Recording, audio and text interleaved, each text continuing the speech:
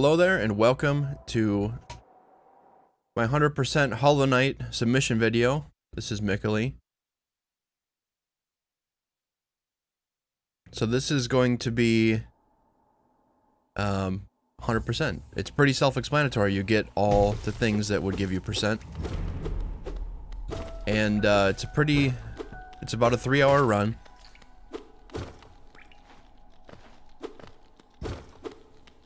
And one thing that I really like about this run is that it's an exhibition of a lot of different glitches throughout the game. There's a few glitches that aren't going to be shown in this just because they are patched out or something of that matter, or just aren't useful. But you're going to get to see a lot in this run. So this is run on patch 1114, which is the first DLC patch of the game. Hidden Dreams, and it's run on this patch because of a glitch involving a charm later in the game, and we'll get to that later when we get to the charm. So as part of that, the game has been updated a couple times since then, and there's currently 112% possible that you can get, but that does not exist in this patch. Only 100% exists in this patch, along with all the glitches. And so that's why this category is run here. Newer categories like 106% were run with NMG, but glitches were patched out. It's not quite as fun, in my opinion, to run on those patches, so it's run here. So this is the first charm we pick up in the game. This is Fury, and this is, if you're familiar with Dark Souls, this is akin to the red Tearstone ring, where if you're low on HP, it will increase your damage. And this is actually used on a couple bosses here early on. We need to get it anyway because it's a percent. It's a little detour here at the start, so we get it and use it early game. It doesn't become as useful later game, but especially on the first boss here when we have no spells, we have basically no damage, it's actually useful.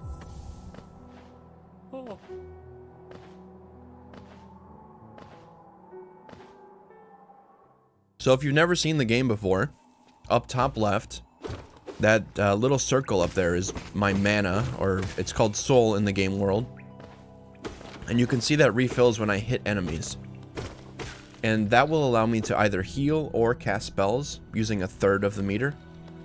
There are some charms in the game which affect how much soul is used for different things and so on. But I won't be using those at all. So right here we're doing a glitch using storage, where we can talk to the map maker there and move and get out of his conversation early, and then we can buy his map next to the door. Saves a couple seconds.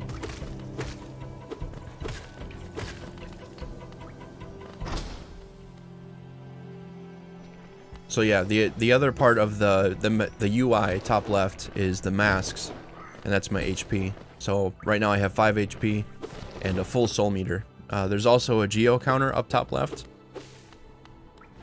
That's just the money in this game world. So the reason I actually got a map from Cornifer there, I'm not confused on where I'm going in 100%, but the map allows us to do a lot of different glitches by interrupting animations.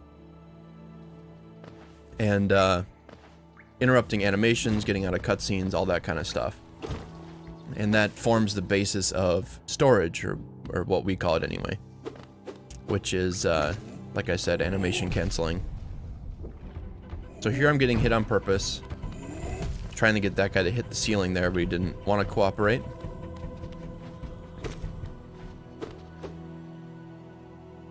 So once you're down to 1 HP, that's when Fury activates, and it increases your damage by, I think it's 50% in this patch. It later got buffed to 75%.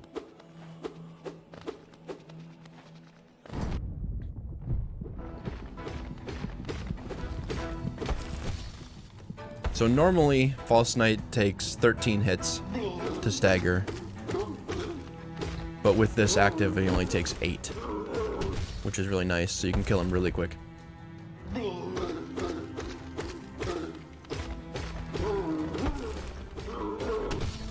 So one other thing to mention early is I'm playing on Chinese, And that's going to make actually a lot of difference in this category. Some smaller categories like 80%, it doesn't matter quite as much, but the text scrolls significantly faster in Chinese. Just how languages work, you know, Chinese, it condenses a lot of information into very few characters, and so naturally that makes the text boxes scroll faster, and you need fewer text boxes to convey the same message. And so that's really useful for us, where, you know, it saves time for our conversations and things like that. And there's a lot of little interactions with that, especially later when I'm going to be selling a ton of relics to Lem. His text boxes, he has a lot of them, and so that'll save significant time when we get to him. So this is the first spell right here. This is Ventral Spirit, known colloquially as Fireball by the runners. So I'm able to use interaction storage to get out of the conversation with Shaman there and then grab the pickup. And you can see I kind of moved to the right there. And that storage will allow me to move during this part here. Normally I'm supposed to be locked in place, but I'm moving in the dark right now. So I end up much further right than I should be at this point. In NMG run, you would be waking up right next to the gate right now, and then you can move right. But we're already ahead of that.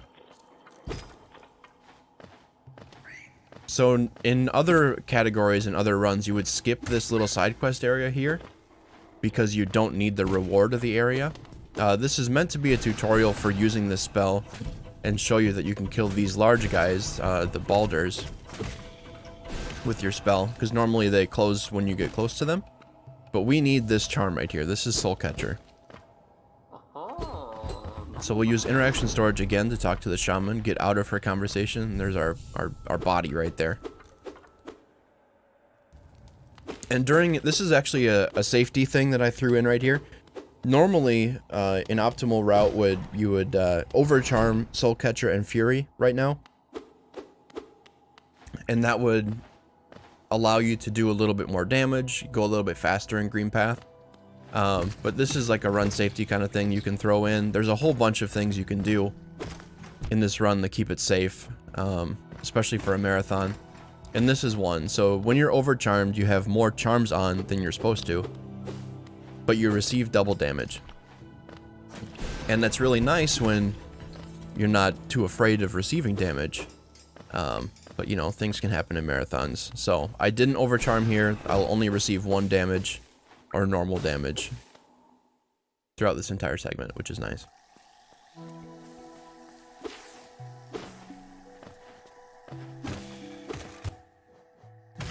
Tried to go for a super slide just then, didn't quite get it. This run will feature quite a few super slides, and super slides that haven't been seen before in a GDQ. The ones at AGDQ last year were just meant to speed up the run, but this one is interesting where we're going to use super slide to get out of bounds. So here's our first float glitch of the run. This is achieved by interrupting or storing our fireball animation. And what that does is it gives us the physics of that animation. So each animation in the game gives you certain physics temporarily, and then once that animation completes, then your normal physics or normal characteristics are restored. And we're going to use a couple different kinds of storage in this run. We're going to store different properties. We're going to store invulnerability later. We're going to store different types of physics, a slow fall float, a no fall float or zero gravity float. So there's a lot of different things you can do with it in certain situations.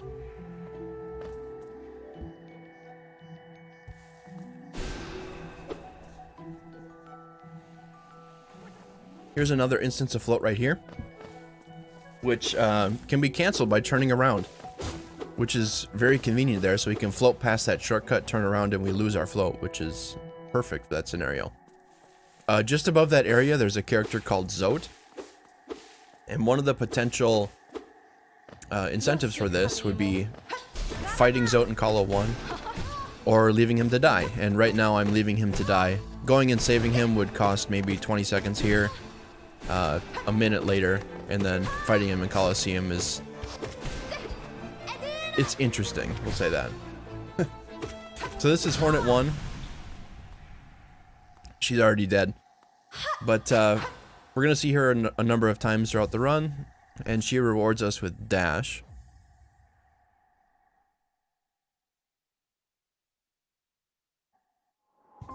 And from this point forward, the run will get a little bit faster. Having dash will allow us to dash.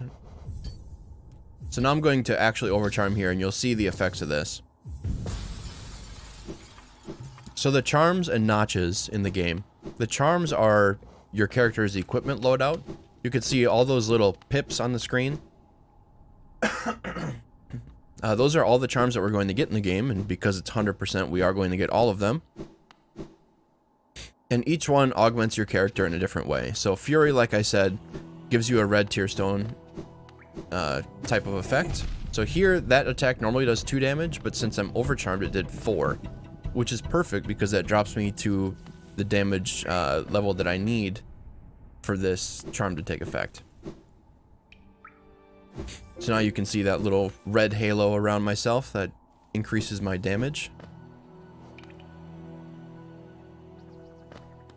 But yeah, charms and notches. Notches are the amount of available equipment slots that you have, and charms have varying costs depending on how good they are, how bad they are, that sort of thing. So right now I only have 3 notches. I'll be getting a couple more actually throughout this run so I can equip more charms. And there's Grub's Mother dies really quick when you have Fury equipped.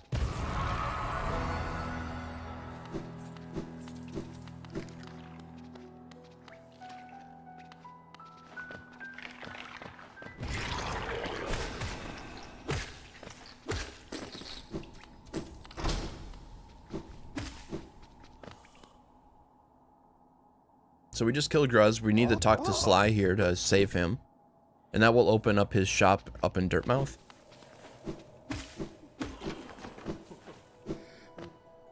Then we're going to stop at Salubra here, purchase Shaman Stone. And this will increase our damage of our spells. Very, very useful. Then we're going to go right up here and go into the dream sequence to get the dream nail pretty early. So one interesting thing about routing this category and kind of the history of this category,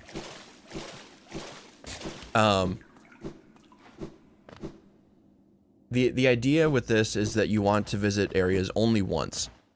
And so we try and route things so that you can sequence break and go into areas and completely clean it out. That prevents you from going back multiple times, having to get abilities to come back, that sort of thing, which is entirely possible using glitches. Something that's not possible if you're not. So the first area we're going to completely clean out, we want Dream Nail here to do. We're going to go into Fungal Waste, we're going to get everything there, we're going to fight the bosses there, and we're going to get all of the items, and then we're going to leave. So this sequence here, these are the Dreamers, your first introduction to them. They're the main gatekeepers before the final boss.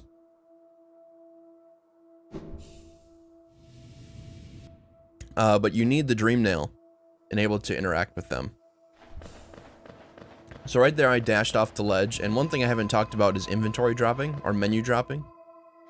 So this game has some unique physics when your character is unable to move, and that includes dream nailing, when you're charging a super dash, when you open your inventory like that, when you're wall clinging. There's a whole lot of different scenarios. When your character is unable to move, your physics will be uncapped, and that includes your acceleration from gravity, acceleration from being blown by wind, acceleration from knockback, which is how super slides work. And yet your speed doesn't get capped from that. So opening your inventory in the air will allow you to drop really quickly. And so that's used all over the run, just in little spots. So right there, we were supposed to have seen the Seer. which is like our spiritual guide for using the dream nail. And she gives us some rewards throughout the run. We'll go back to her and see her a couple more times. But right there, if you press start, it allows you to get out of that cutscene or out of that waking up animation a little bit early. So that's used there to leave her hut before you actually wake up and talk to her. So now we're going to head all the way to Fungal Waste, and we're going to full clear this area.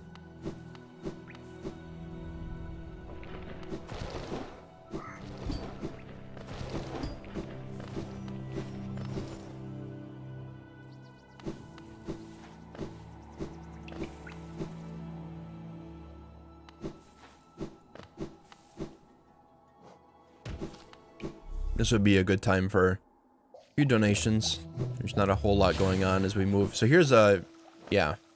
You can see how fast we're falling there with the inventory open.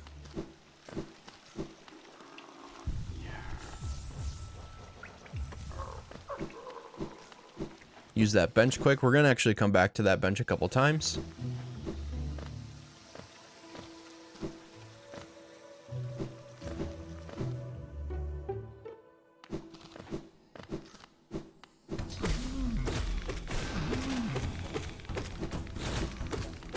This arena here is actually useful because of the reward it gives you. Like I said earlier, notches are... We're going to be getting a couple throughout the run, and this one just is right off of the path that we need to travel anyway. So it's pretty quick to come back and get this one. Plus it gives us a little bit extra money too.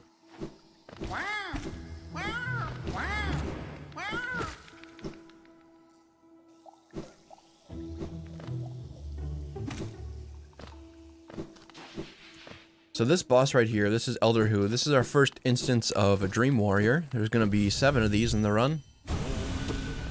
And you need Dream Nail to interact with these guys and fight them. Which is why we went and got it early before coming here. One other interesting mechanic about Dream Warriors, I'm not sure why it's this way, but they scale with your nail damage, but not your spell damage. And so, before we fight all of these bosses, we're not going to upgrade our nail at all. And that's going to lead to some pretty short fights on some of them. Their health almost scales in a linear fashion with your nail. So, the first upgrade you get, their HP essentially doubles. So right here, you're normally supposed to be locked in place for this. But if you Dream Nail immediately after Dream Nailing them to get their essence, you can move again. This is actually used in NMG as well. That allows us to get right to the door and then leave immediately after collecting the essence.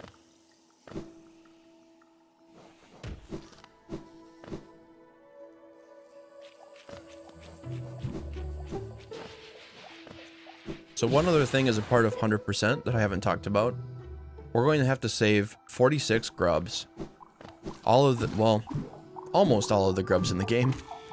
There's a unique glitch that you can do with grubs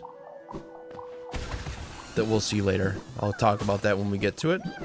But there's 46 of those little guys we're going to have to save, and those allow us to get rewards from the Grub Father.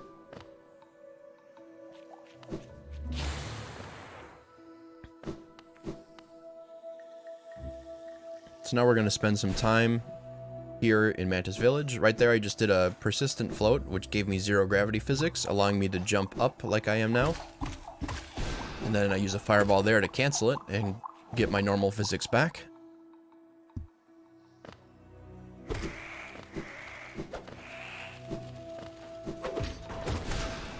And this is a Mantis Bogo.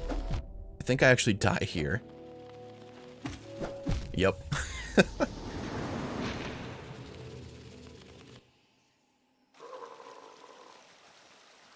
So now would be a good time for donations.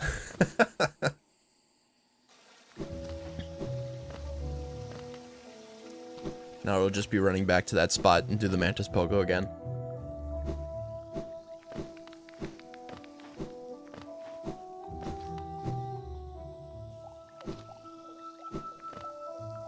One thing about this run is if you're trying to do things optimally, it's very punishing early.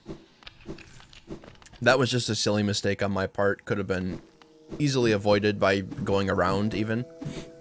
And there's some other bench checkpoints that you can take. I think I take all of them in this run. This run is still in its infancy, I would say. I routed this about 2 weeks ago, I want to say. Up until now, the only max percent or 100% type categories that have been routed and run have been NMG categories. And mostly because there's more NMG runners of the game. And yeah, so this route is about 2 weeks old. But by the time GDQ comes around, there hopefully will be a lot more optimizations. I'll be a lot more practiced in this route. And that should cut off maybe 15-20 minutes, I would think.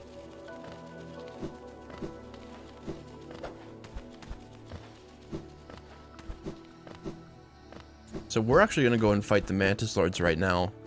The NMG route for 100% doesn't fight these guys until much later, when they're more powerful and the fight is shorter. But I'm trying to avoid any revisits of the area, so we're going to fight them now.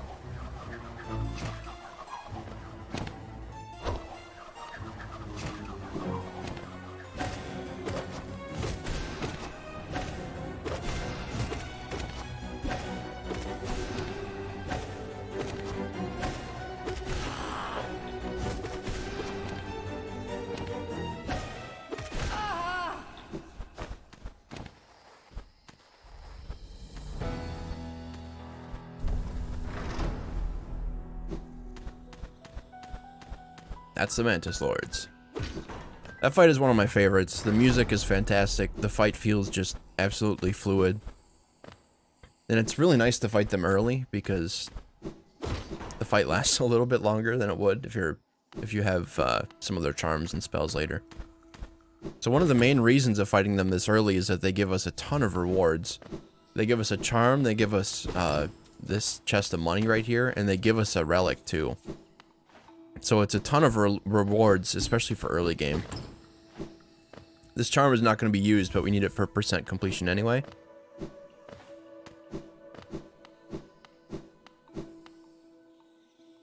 So now we're going to go collect another charm, a health upgrade. Now we're going to buy something from that shop owner that we rested on the bench next to.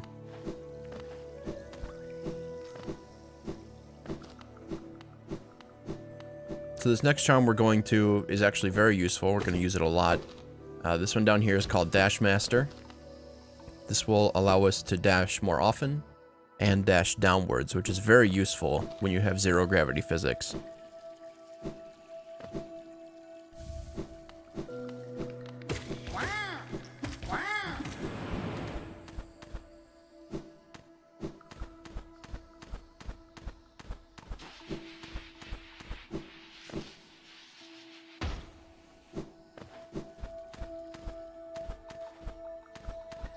So over here is Beretta.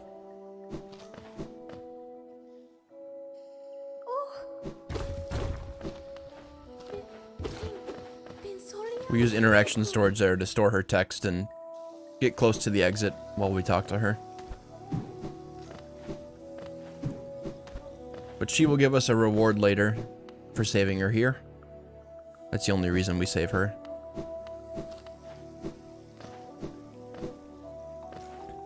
One interesting thing about this patch, there's a couple of bosses that were added with this, and we're gonna see one of them, but the other one would normally be in her hut there, back up in town, but we're not actually gonna fight him, since he doesn't give a percent.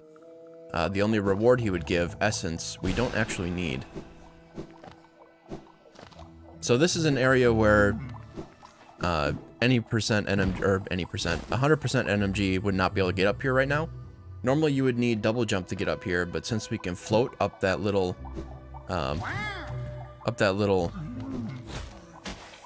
tunnel shaft to get up here early, we can get this upgrade before we're supposed to. So we grab that really quick, and then we're going to save quit back to the bench up by this shop owner. And this will be the last we see of Fungal Wastes. Well, for the most part, we're going to make one quick trip back here as we head to Deep Nest later.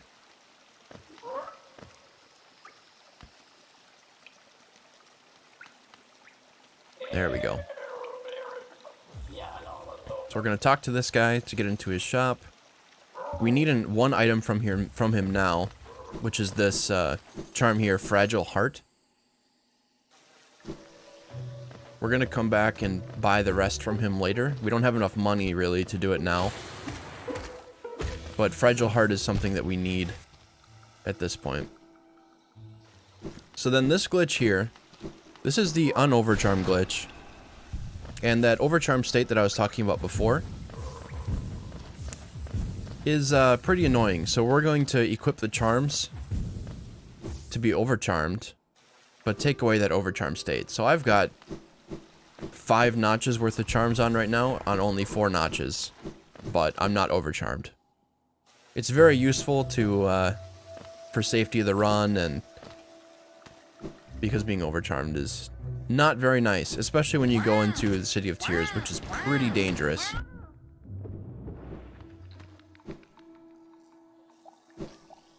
So that glitch will be seen a couple times in this run. I'll have to full sail change out my charms a few times.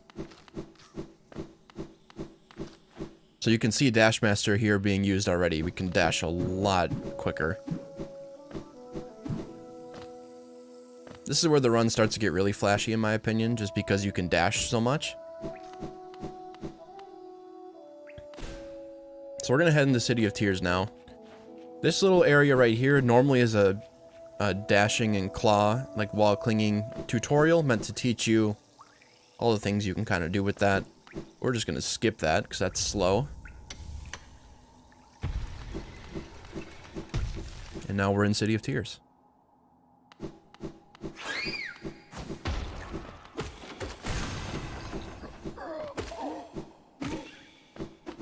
So on this trip here, we're gonna full clear the left side of City of Tears. This is another reason why we got Dream Nail early, so we're gonna fight one of the Dream bosses really early. It's probably one of the more impressive fights to watch in this category, just because of how fast-paced it is, especially since you're underpowered at this point. You've got low HP, your damage isn't that great, especially with your nail. I'm gonna get an upgraded spell coming up here, but even then, the fight still takes a little while. So right here in this room, we're going to be performing a couple of glitches. This first one is Televator. And that teleports the elevator right to the top position. And now, right now, I'm trying to get elevator storage.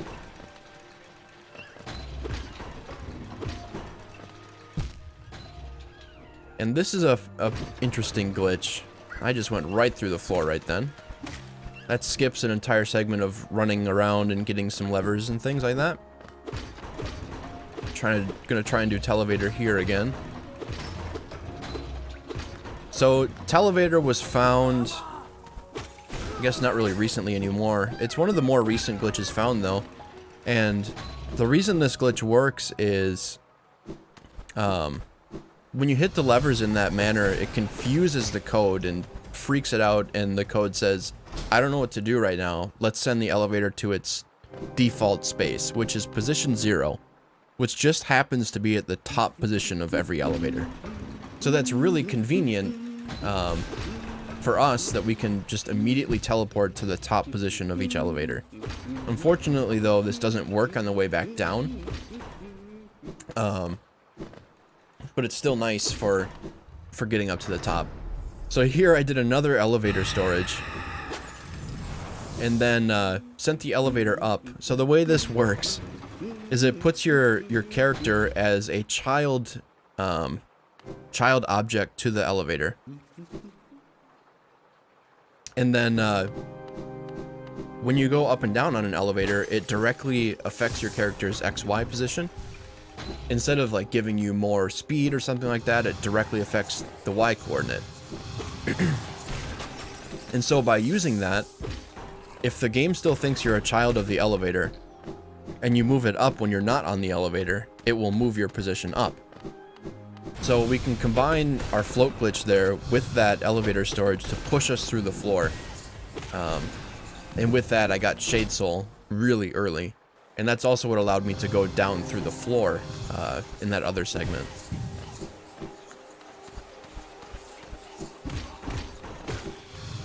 So this is Soul Sanctum. This is probably the worst area in the game for this run. I really hate these guys that teleport around.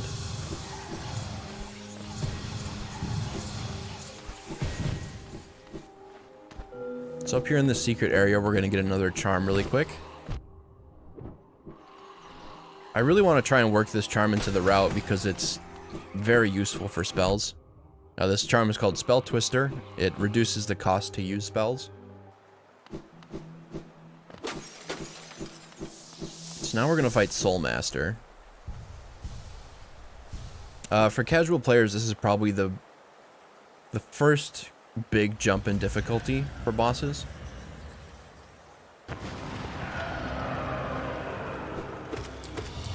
I tried to get a scream storage there on him that would get me out of that initial stun animation there.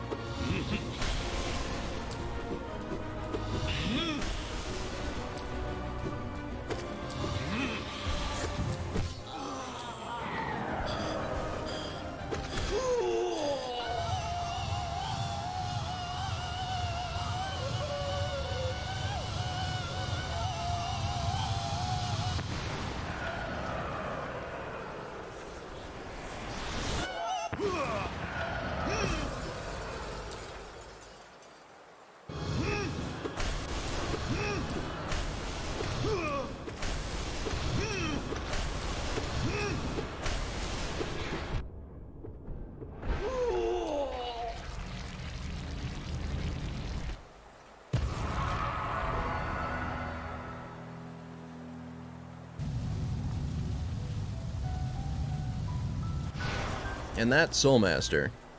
And by defeating him, we get another spell here. This is Desolate Dive. The thing you saw him doing, like, during that whole fight. This is a very useful spell, especially when we upgrade it later. So what we're going to do now, we're going to leave the room and enter it, and this will trigger his body to move over to the right for some reason. And now we can Dream Nail him and fight his dream version.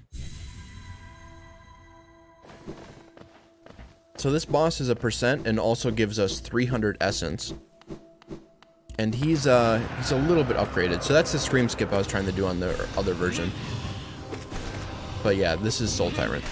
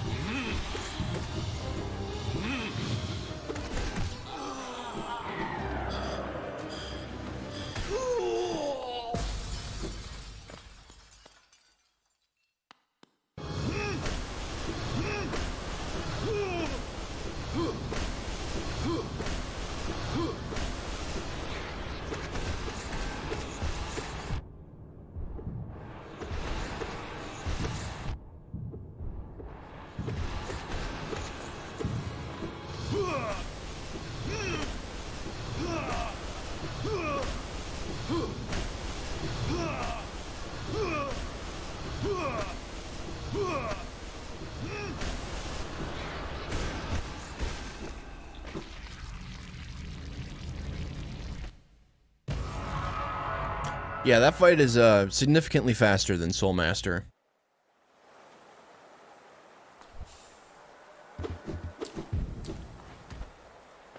So at this point in the game, my nail only does 5 damage. Most of the time when you would come back to this boss, you would have an extra 1 or 2 HP, maybe 3 HP more.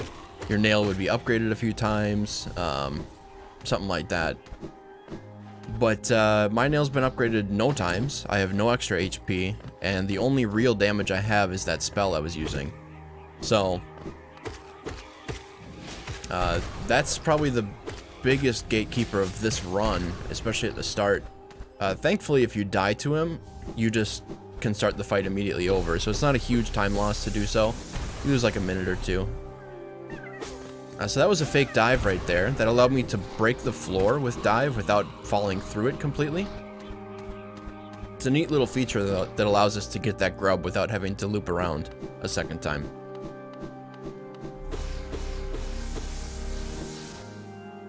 So now we're done with left side of City of Tears already. And now we head up to Crystal Peak, and we're going to clear out this area completely. There's a couple things that we're going to leave behind for the entirety of the run. We're not going to go back and get them. And I'll explain what that is, I guess, a little bit later. But that's why, if you've played this game before and you see me not going to an area, that's on purpose.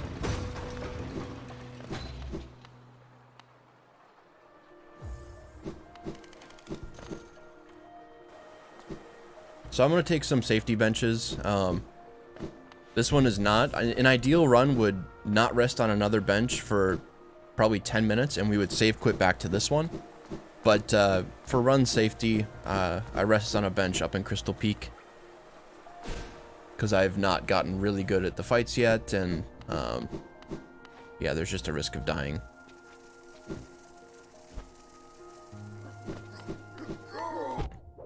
So here's another use of Float. Allows us to get up here without jumping on the platforms. And we get this simple key. This is going to allow us to get into the waterways in a little bit here. So we're just going to grab that really quick, and then we're going to take this large elevator up to Crossroads. I'm going to store this text on here really quick and then leave the room after buying it. If I could get it. There we go. Normally buying that there would stun us in place as the large elevator comes down, but we can store that, then leave the room, and the elevator's immediately here.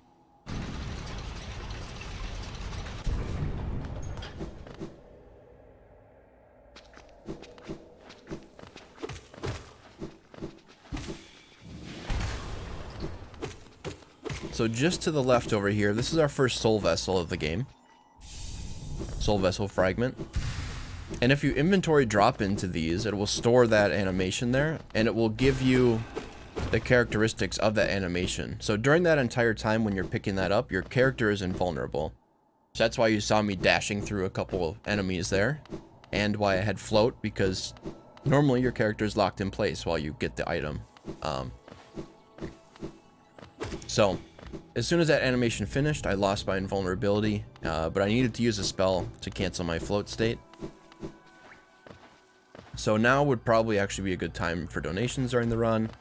We're going to run through Crossroads a bit, get to Crystal Peak. Going to rescue a few grubs on the way. So this little bit here, since you can pogo spikes, you can get up to him. Otherwise, you would need double jump to do that little segment.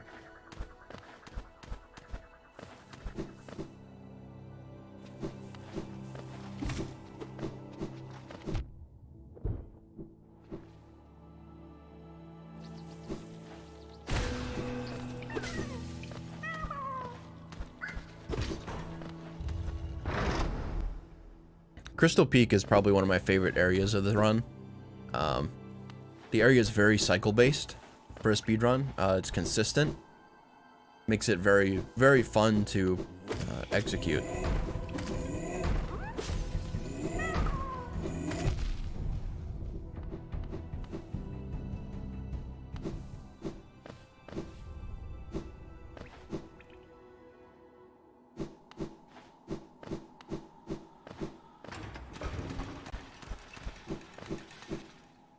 So there's two entrances into Crystal Peak. One is this dive here that breaks the floor. This is the main reason why we go into City of Tears early and then come here.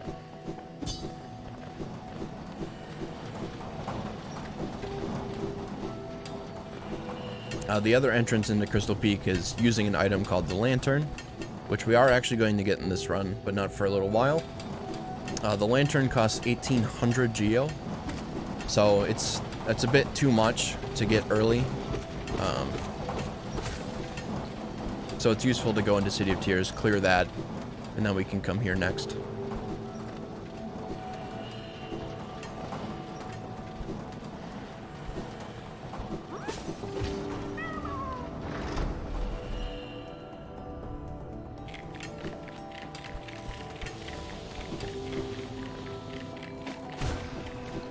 So this segment here is pretty interesting. Normally you would need the reward item for this area,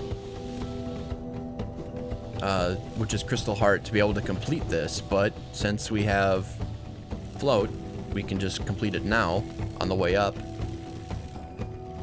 and be done with it. And this rewards us with Deep Focus, which is a charm that doubles the amount of health you get from focusing. It does slow down your focus, though. We won't use this in the run, but...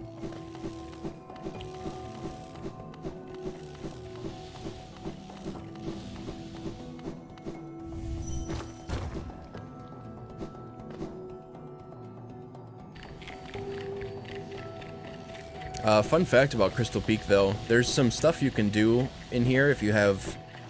With randomizers that we run in this game, if you get wings and you don't have claw at this point, you can still climb Crystal Peak, which is pretty cool. You can still get Deep Focus if you have dash and wings. You don't need Float or Crystal Heart to be able to get that. You can poke on a couple things and use your wings. It's pretty cool. This area is full of speed tech, no matter what run you're doing, really.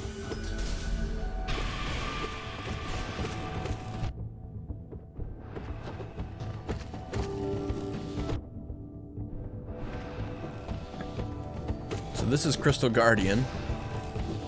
I don't know how he missed me there. But this is the bench I was talking about earlier. This is the safety bench I take here.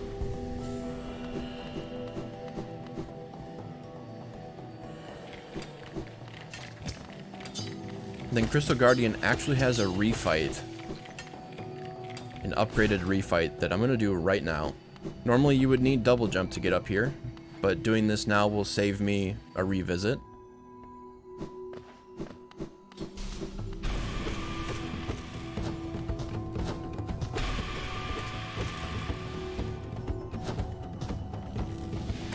I had forgot that I had Float still.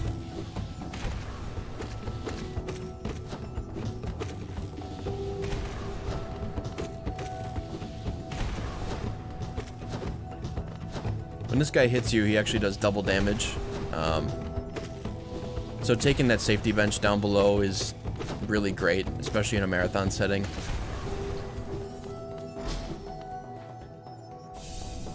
And he rewards you with a mask shard here. So yeah, I didn't take any damage that time, but you know, in a marathon anything can happen, so having that safety save right there is very useful. So now we're going to continue through Crystal Peak. There is a segment to the right over here that leads to a Grub and a Pail ore. I'm not going to get either of those. Normally you would need both of them for 100% completion. But yeah, that's some of the stuff I said. We're going to do some interesting stuff later on.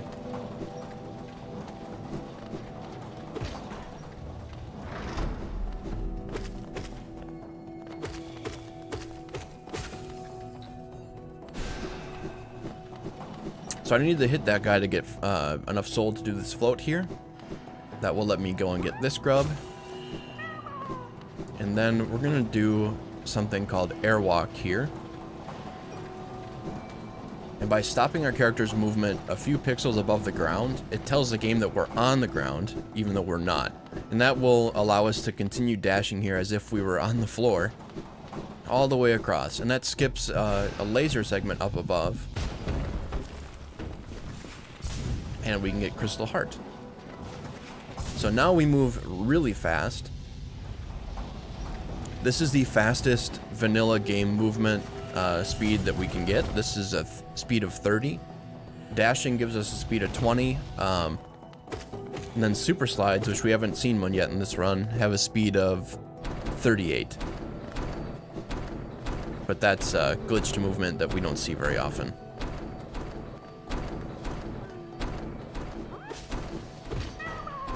So now we're going to head down into the Crystallized Mountain. This will be another spell upgrade.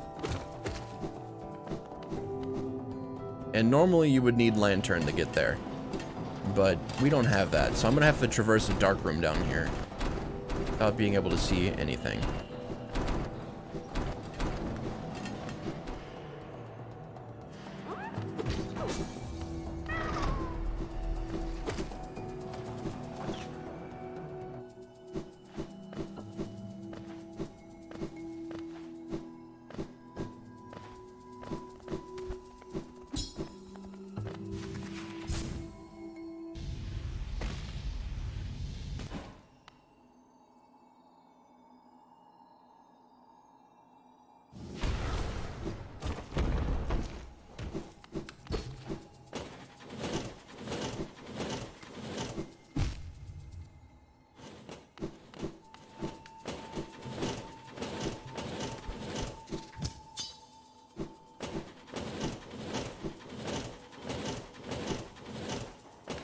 So here in Crystallized Mountain, there's two things that we need to get.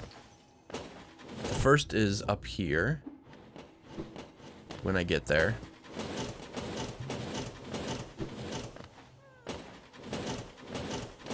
So this grub up here. Then the second is this upgraded spell.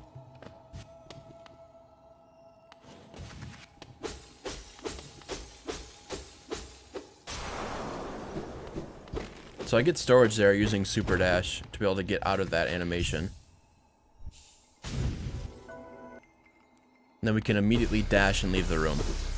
And what's really convenient about doing this now is this leads us right into Resting Grounds, where we can fight a Dream Warrior.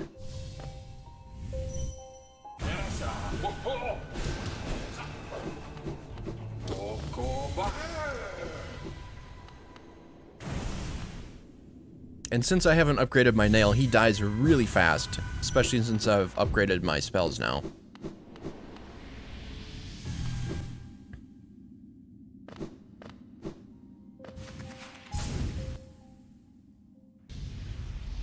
So this is one part of the run that I do want to clean up a little bit. We're going to go visit Salubra really quick here. And going to buy some more charms from her. And also some charm notches. Ideally, at this point, we would buy her out and not have to come back. But I don't quite have enough money to do that.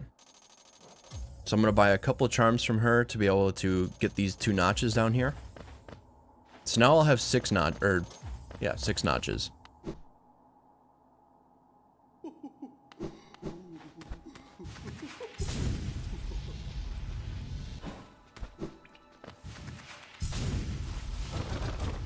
And having the 6 notches there will be just enough later to equip all the health charms I need when we get to the Abyss. So this is the part where I talked about before in City of Tears with that bench. Ideally, we would buy things from Salubra and then save and quit back to that bench. But since I took that safety bench, I need to make the run down to here again. It's not that big of a detour. It's like 20 or 30 seconds or something. Especially since now we have Super Dash, we can move through some of these rooms really quick.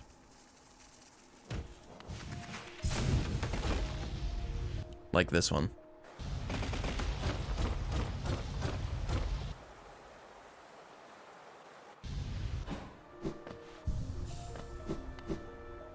So now we'll make the trip down into the waterways.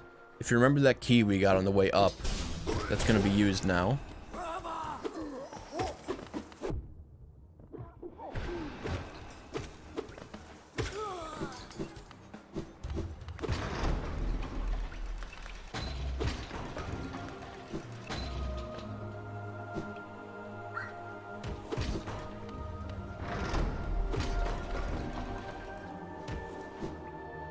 So right down through here, there's a shop on the right.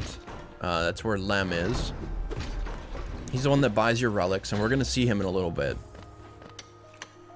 So use that key. We go down into the waterways. And now we're going to full clear this in one go.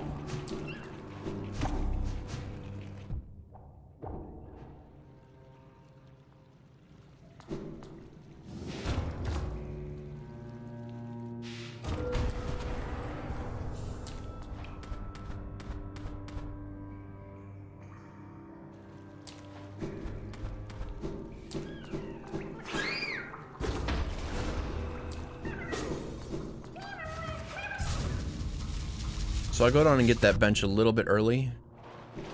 So it allows me to get these 2 items, the grub, and then there's a health piece over here. Can get those 2 things and then save quit right back to the bench immediately.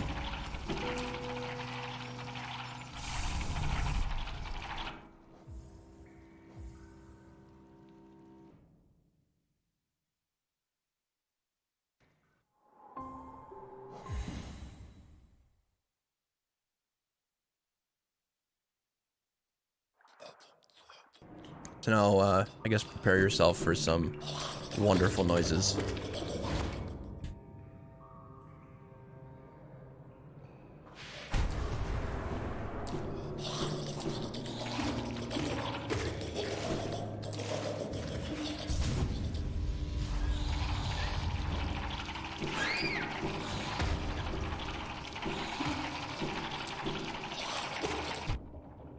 So all of the noises and voice lines and everything in this game was actually done by a bunch of friends of Team Cherry. So they just brought in a bunch of people that they knew, had them make up all the NPC sounds, everything, just with their voices and everything. So that's Fluke Marm. She has some, just a tiny bit of flat geometry on the top of her there, where we can infinitely dive into her and do damage, and the fight's over. That was later patched out, but you can still do it on this one. And so then we got Fluke Nest from her, which is probably the main reason that this category is run on this patch. So this charm is completely broken.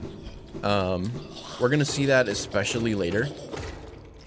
But this charm on this patch does 144 damage with a full cast, which is absolutely ridiculous. It was later nerfed down to 80, I believe. But on this patch, it does insane damage and also has a glitch with it where if you kill an enemy with it, each fluke that hits it counts as a kill. So this is Dung Defender. That's Fluke Nest right there. All those little flukes we're shooting out now.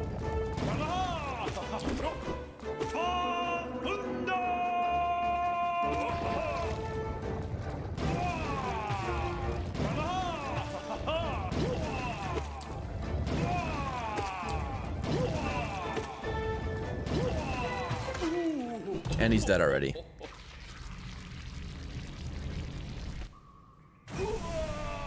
So one interesting side effect of this Fluke Nest counting as multiple kills is it will reward us with extra money when we kill people. Kill enemies. We'll definitely see that later on Gorgeous Husk. That'll probably be the biggest example of it. But also, because this counts as multiple kills, it will completely destroy the Colosseum. In any arenas you go to where you need to kill certain enemies, any bosses where there's multiple enemies, aka Watcher Knights, it has some really interesting effects. So right now what I'm doing is I'm getting all the money that I will need for the rest of the game. This is a King's Idol, which is worth 800 Geo. It's the second most valuable relic you can get. The most valuable being an egg, an arcane egg, which is worth 1200. But none of those are in really convenient spots. They're all in the abyss. This one right here is really close to a transition, which is fantastic because then we can just get interaction storage on it and dupe it over and over and over again. Normally you'd only get one from this spot, but I'm going to pick up 16 of these.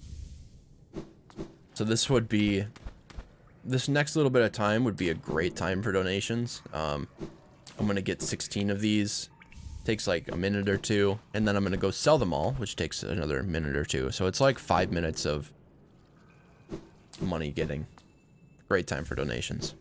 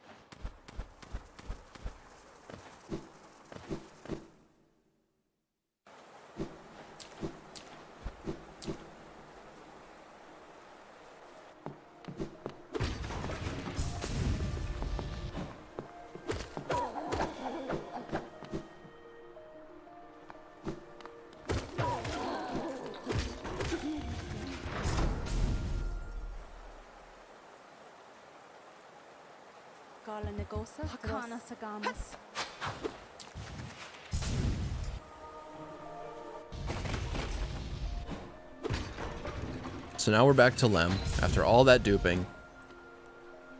So now we're going to use interaction storage on him, and we're going to just go down here by the exit. We're going to sell all the stuff while we're down below him.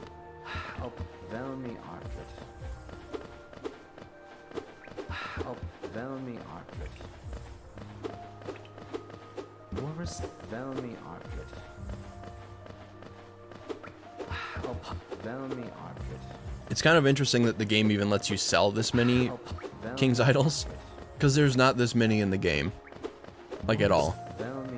But it still gives you geo for them, no matter how many you have.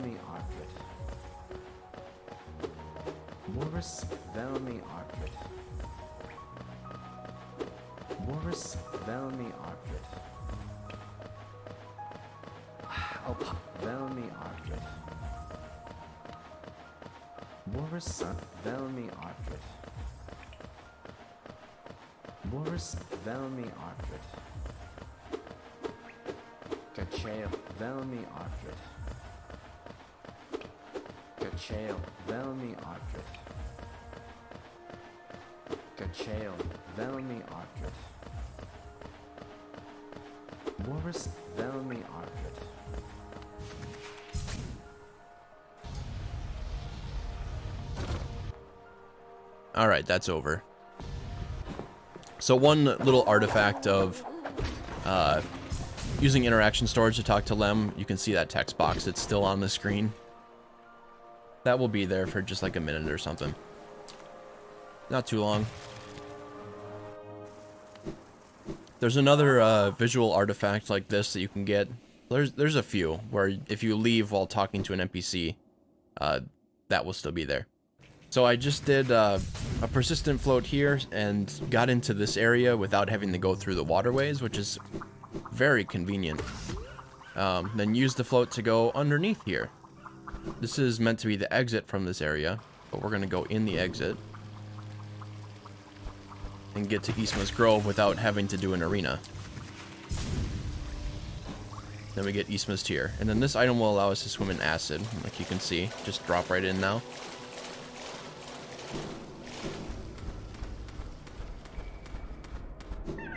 So we'll get that grub and then leave the area.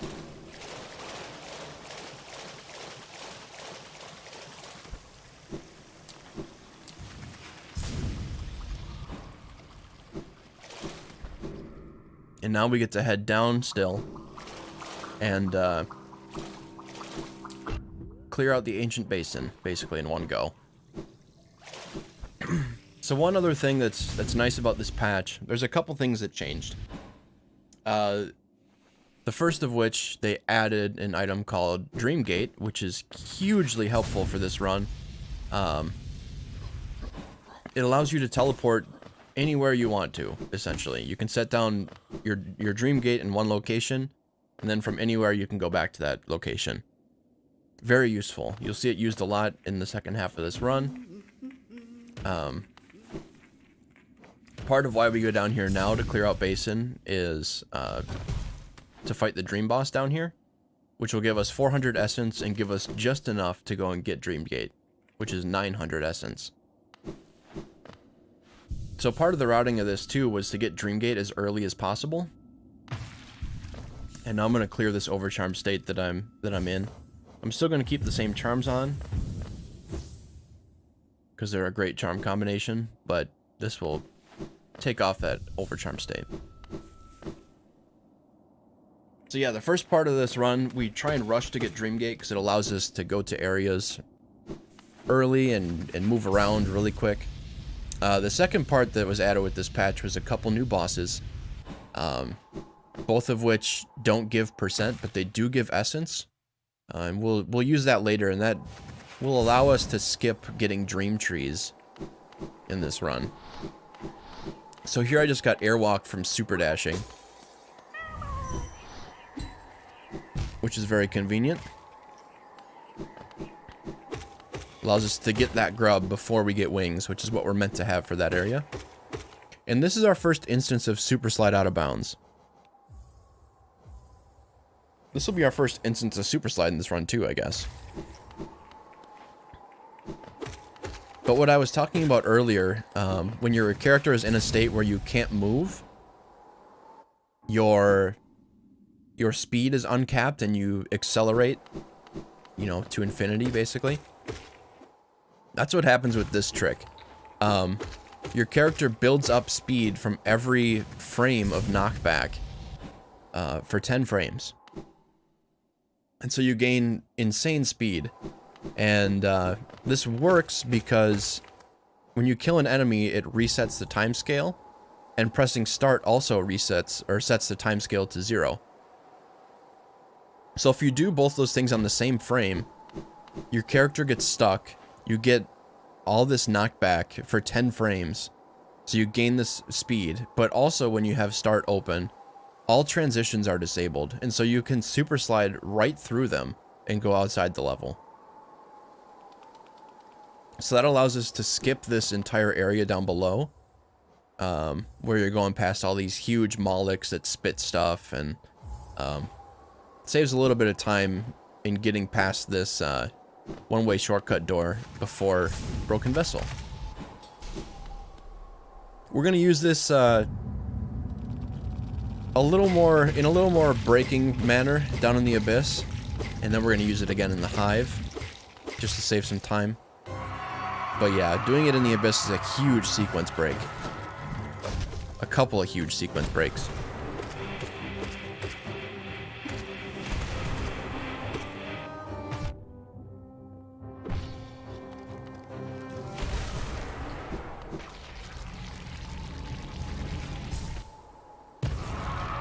So one thing I haven't talked about yet with bosses is their stagger counter.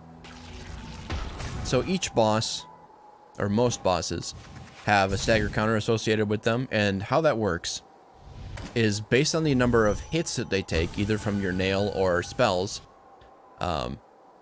they will stagger after a certain number of hits in a certain amount of time. So they have two counters with that. They have their initial, or their max hit counter, which is like 15, we'll say. And then they have a quick hit stagger counter, where if you hit them within 1 or 2 seconds of each hit, they will stagger at a lower number, like 6 or 7 hits. And then they also have a maximum stagger number, so they can only, each boss can only stagger a certain number of times total before they will stop staggering entirely. So using that mechanic, we get Lost Kin here into a stun lock where we just stagger him over and over again, and it really trivializes the fight. I think I actually died to him here, though. One other benefit of Fluke Nest is it does not count towards the stagger counter. It would really break it if it did, because you're shooting out like 16 little flukes. But that's beneficial because when they're staggered, you can hit them with that and do a ton of damage, but it won't wake them up.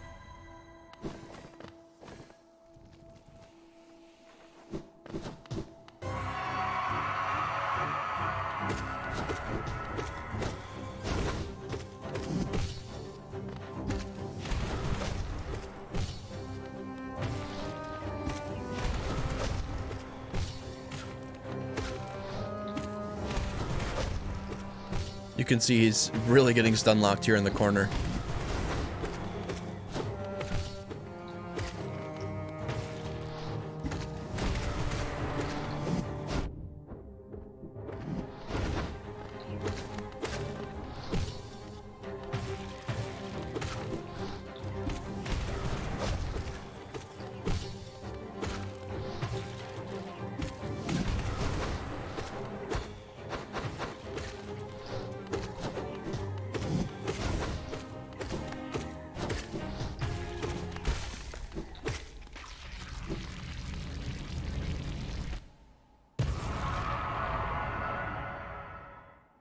It was definitely a much better fight the second time around.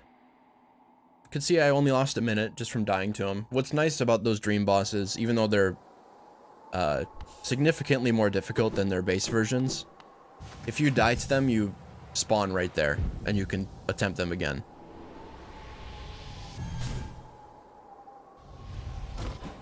So, even if you die to a dream boss, like towards the end of their fight, you're only going to lose about a minute or two.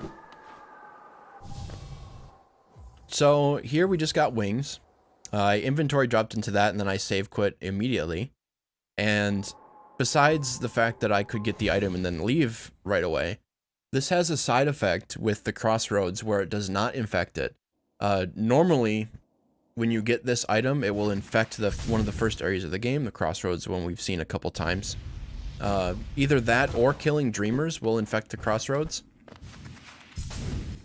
But by storing it this way, Crossroads will stay in its base version, which is really nice because we need to go back down to Salubra, and if it was infected, it would take longer to get there. So this stag station here was actually another edition of this patch. So a couple more things I should talk about with that patch. Hidden Dreams added this as well. The two bosses added Dreamgate, and there's also a toll down in Deep Nest that was removed. And while that's not super important for this category, because we'll have Lantern by that point, it is very important for any percent and all skills, or any category where we don't get the Lantern. Because that saves us some geo farming that we would have to do, or skips we would have to do to get past that. So they removed that gate there, mostly because there were some people casually that would get to it, and then they would be stuck there. Because you can get down to Deep Nest without Lantern, and what this did was it rewarded players for getting to that point without needing that item, instead of punishing them. So now, that was the Seer, by the way. That was our first visit to her. We got a couple things from her. We got Dream Wielder, but we also got Dreamgate, which is this item here. And this is the teleporting feature I was talking about. I also quit out early, or I left her room early, which is why I'm invisible right now. I was supposed to be stuck in the Get Dreamgate animation, but I left, and so the game didn't know what to do, and it left my Sprite in that room. There's going to be a couple more Sprite locks that happen that are pretty interesting. So now we're going to finish up with Salubra by her last two charms. And then we're going to Dreamgate out of here. I'm also going to do a Dreamgate white screen skip. This was discovered just a couple days ago. I don't know what to call this. But normally when you Dreamgate, it's a pretty long animation to leave. But if you use storage like that, you can completely skip that white screen animation. Saves like 2 seconds, 1 or 2 seconds for each Dreamgate you use. And Dreamgates gets used like 20 times or something in this run. So it's a pretty significant time save just from that.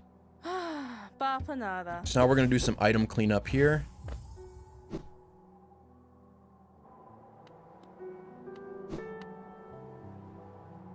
And this will be our only visit to Dirtmouth to clean out these items. Gonna buy out the shops. This is that HP reward from saving Beretta earlier that I talked about. And then this will be our first instance of rocket jumping.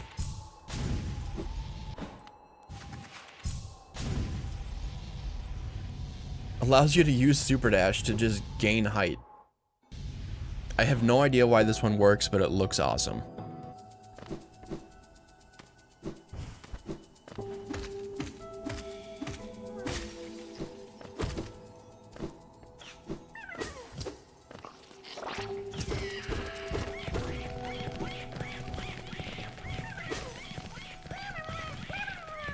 So here's another Dreamgate white screen skip that we can do. That's what that little, that's why the screen kind of freaks out when you do it. Doesn't know what to do for a second. So here we're going to use interaction storage with Sly to get out of some of these mask and vessel fragment animations and continue to buy things from him while that animation continues. It's pretty interesting to watch.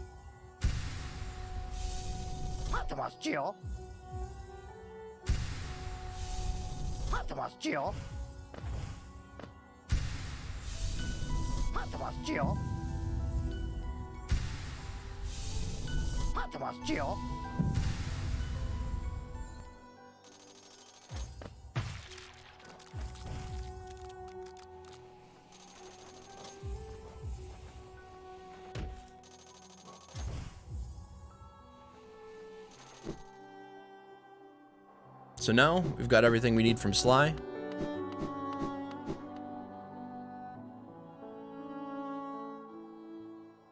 Well, that's not true. There's one more thing we need to get from him much later once we've gotten some more stuff. But one weird thing about this game, there's a transition up in the sky that is active that brings us right up to Howling Cliffs. So that's pretty convenient. You just get right up here without going through a couple rooms.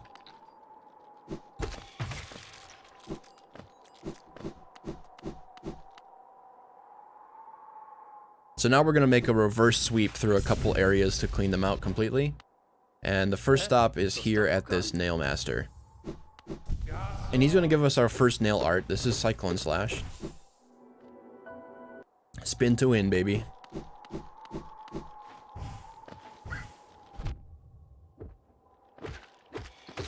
And at this point, Dream Warriors are going to be a complete joke.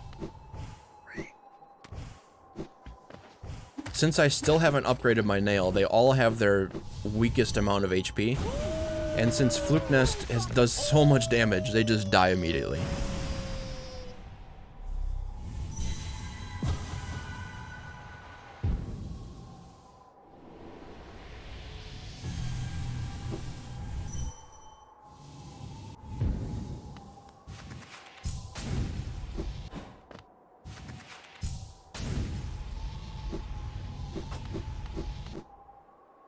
Another instance of rocket jump there.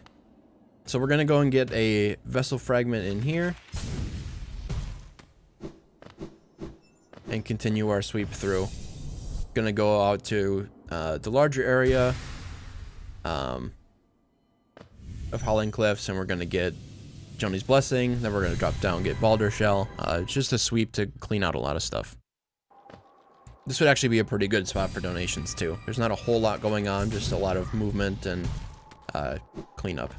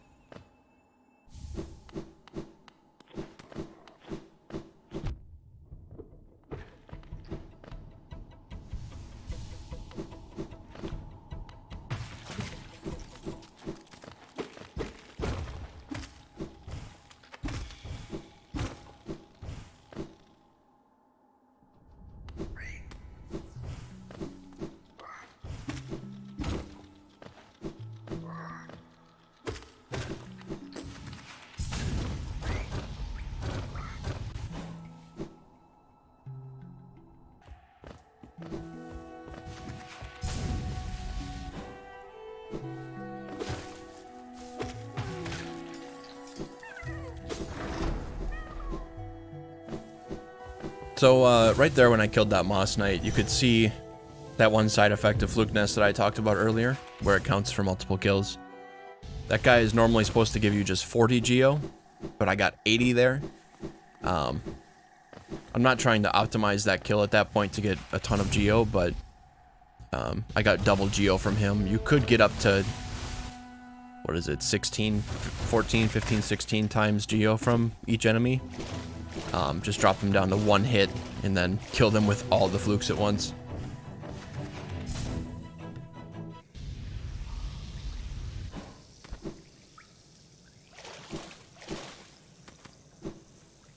So yeah, not a whole lot going on right now. You really get to see the utility of Dreamgate at this point, though.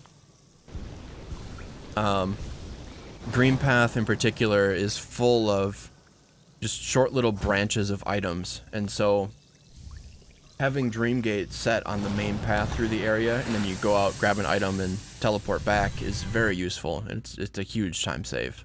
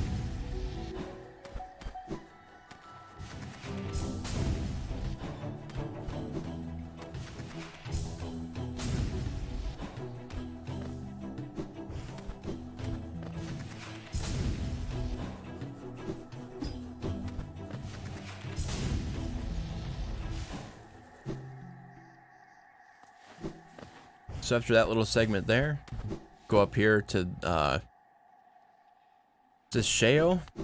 Yeah. This guy has Great Slash that he teaches you.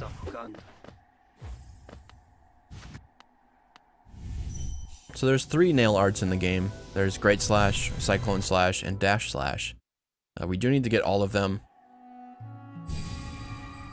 They count for percent, and they also, getting all 3 of them, unlock the charm at the very end.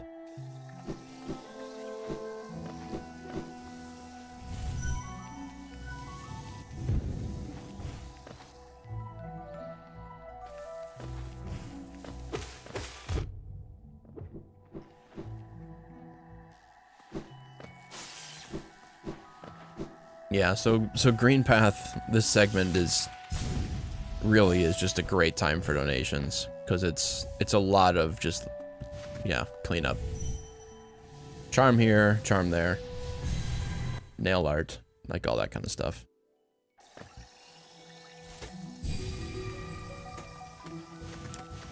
There is one... This is going to be our first duping trick coming up here. First room dupe. And this will allow us to get 2 charms at once. Or 2 charms. 2 grubs.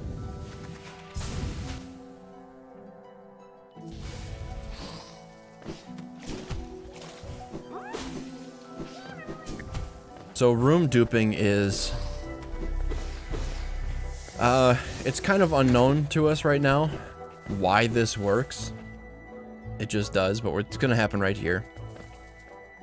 So if you drop down through a transition, then jump right back up, like on the first frame or something, if the transition is close enough, you'll see that little graphical glitch that happened. That duplicated this room on top of itself. So now there's 2 of everything here, including 2 grubs right there that I just saved. So there's double enemies, if there's bosses, there's double bosses, everything. And that glitch can get real goofy when you start going to other rooms. All the times I'm going to use it in this run, we just stay in the room that I dupe, and there happens to be a grub there, so it's really convenient for that. But any percent all glitches uses a room dupe to bypass a boss. Because yeah, once you transition, it gets goofy, because only one of the rooms that's duplicated on top of itself goes to the next room when you transition. So then the other one, it stays the previous room, and then it will overlay the room you transition to on top of that. So it gets all kinds of nuts. There's geometry on top of each other. It's just real weird. So that's No Eyes right there, another Dream Warrior. You actually need Lantern to be able to fight her, which is part of why we went to Dirtmouth first, before we did this cleanup.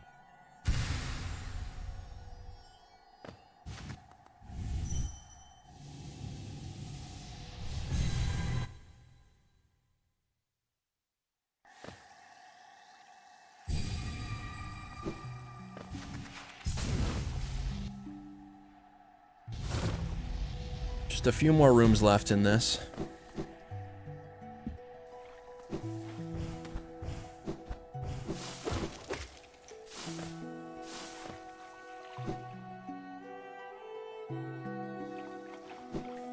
You can imagine how slow this segment would be if Dreamgate was not a thing. So the other category, or the other glitch restriction, all glitches. This could be considered all glitches as well, but there's a trick called Storage Out of Bounds that really is not possible on this patch and forward. There's versions of it that you can do, but they're not very convenient. But Storage Out of Bounds lets you get out of bounds at any transition, which saves a bunch of time. But in this category, Dreamgate is just so useful. Even with Storage Out of Bounds, you would have to backtrack to get a whole bunch of things, and that just wastes a ton of time. So this patch, even though you can't do Storage Out of Bounds on it, ends up being faster than an earlier patch without Dreamgate, which is pretty interesting.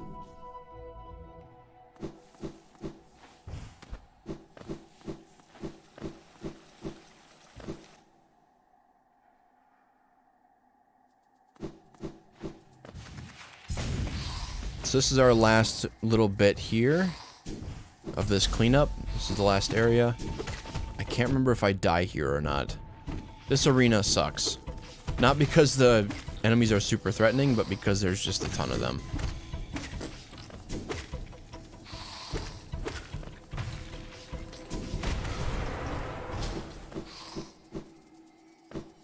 And this is the last spell that we haven't seen yet. This is Howling Wraiths, which is the up spell. So we have a normal spell, a down spell, and an up spell. This base version of this spell is not very good, but we're going to actually go get the upgraded version of it right now. It's the next split.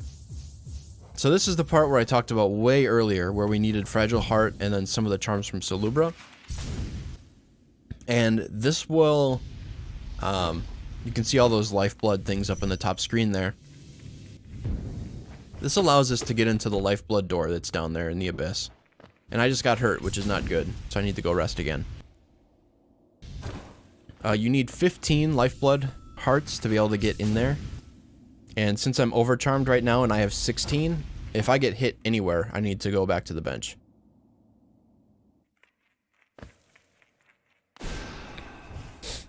So this is another super slide out of bounds that we're going to do, but this is a variation on it.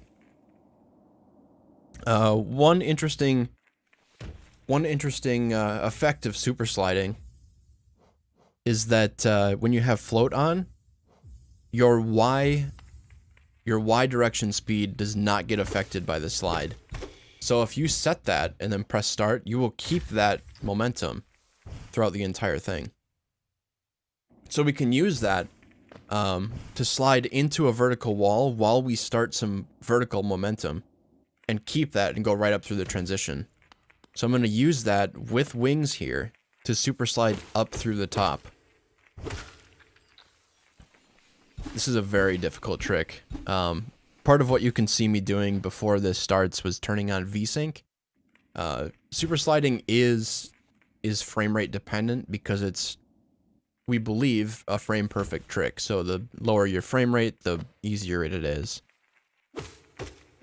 Realistically, it's probably like a 2 or 3 frame window. There, you just saw me do it there. We went up through the transition, cancel my float, and now this allows us to get down into the abyss without having King's Brand, which would be a huge detour at this point. So now I'm out on the left side of the level, falling down, and I'm going to hit a transition down here at the bottom from the outside.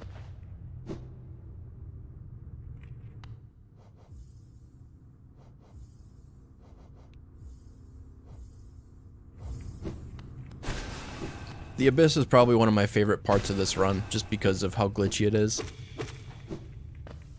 You can get in and out without having the King's Brand, and then this glitch is one of the best ones in the game. So you can start that spell get animation, and then use storage to get out of it, and that's going to give us this Sprite lock glitch, which is just amazing. Now our knight is just woke.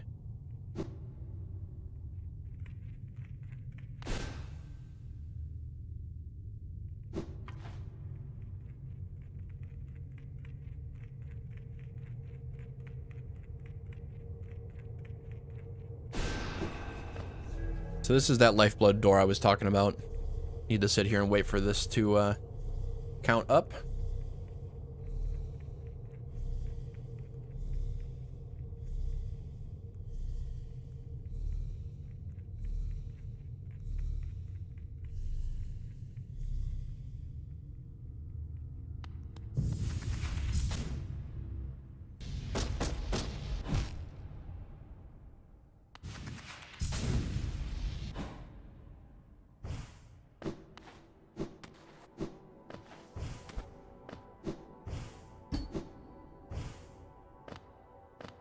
So now that we're in this area, it's actually fine that I take damage, even though I don't want to, but...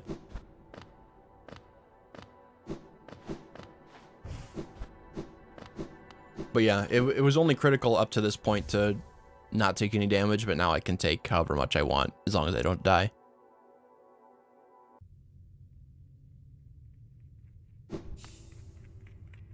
So it's really nice in this run that we can complete the Abyss just in one visit. Including another item we're going to get after Shade Cloak.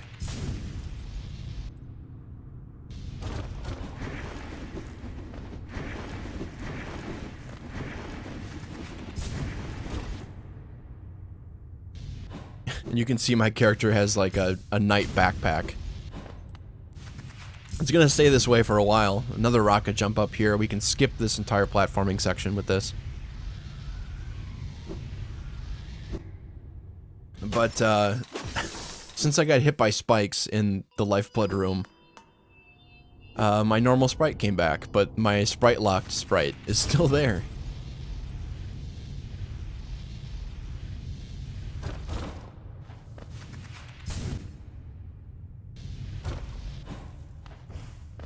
It's okay though, because we're gonna leave our normal sprite behind right up here. Right here. So we have Shade Cloak now. We're gonna say goodbye to our normal sprite.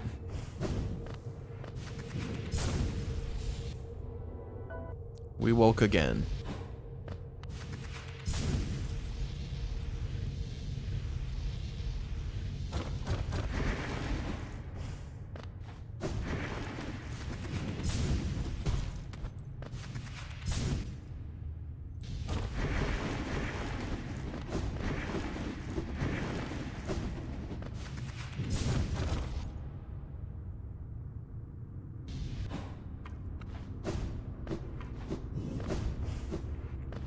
So here's our last super slide out of bounds of the abyss.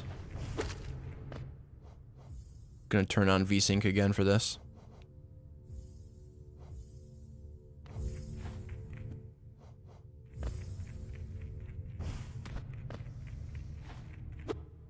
The game becomes very clumsy to control with Vsync on.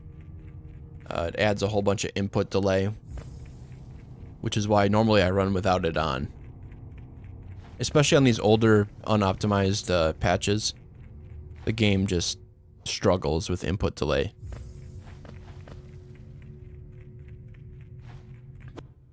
There we go, first try. So we use that Y momentum of dropping a little bit to get out of bounds here again. And one great thing about the Abyss, we'll see you here in a second.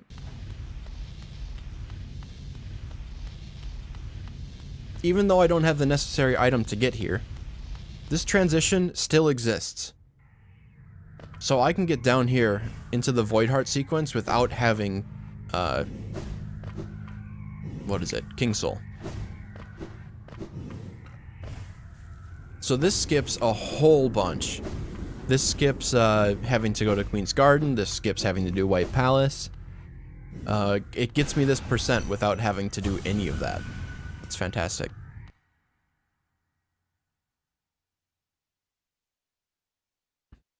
This is what, maybe like a 20-minute time save or something? Pretty crazy. So I got Float there before I dream nailed the egg, and now we're just gonna skip this platforming section by just floating up.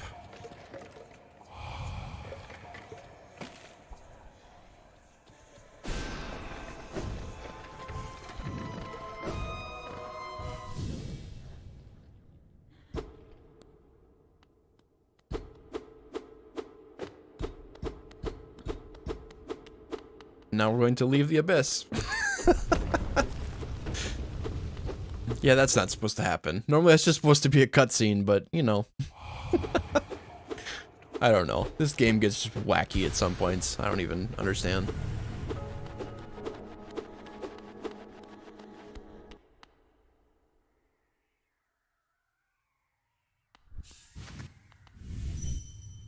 And now we're done with the abyss. Another great use of Dream Gate is we could set it outside the abyss and then teleport right to it.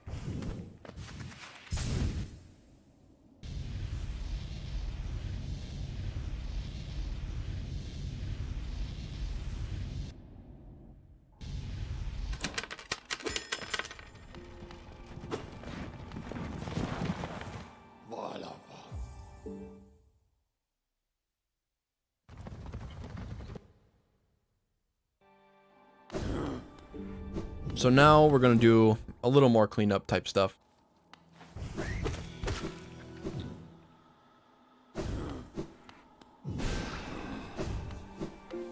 So I'm going to get these Lifeblood charms off. We're going to make a sweep through Crossroads to completely finish it.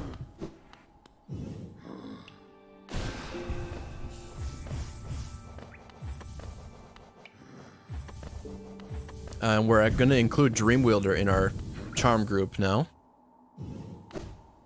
which is a fantastic charm. It's only 1 notch cost, and it significantly speeds up your Dream Nail swing speed, and also grants you double soul gain from hitting enemies.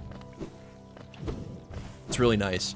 So it'll speed up all our teleportation animations. It'll speed up putting down dream gates, and it actually increases our DPS too, which is nice.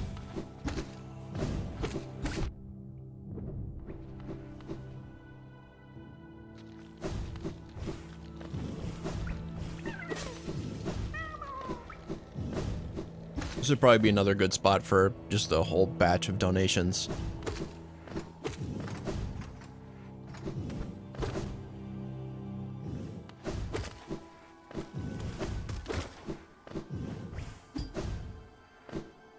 I am going to fight a boss here and then one later in the archives. This one's basically nothing though with Fluke Nest.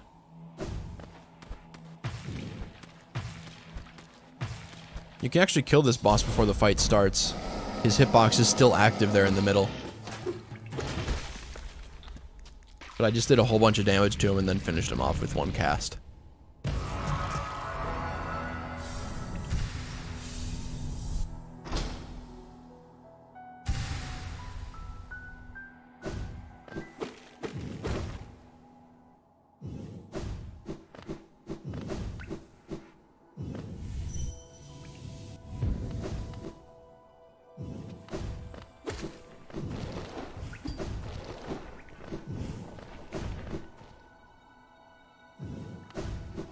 So one thing I haven't mentioned yet about the Overcharm glitch, or the Unovercharm glitch, that's active right now, it has a very negative side effect, which during a marathon I might actually just clear right away. So by getting bench storage that knocks you off the bench, that allows you to do the glitch at all, if you open your inventory again, the game thinks you're still on the bench. And if you open the charm menu like that, the game doesn't know what to do, so it will just lock you in place. The UI will be glitched out. It just doesn't know what to do. So up until you either save and quit or go through a dreamer sequence or something like that, you cannot inventory drop at this point.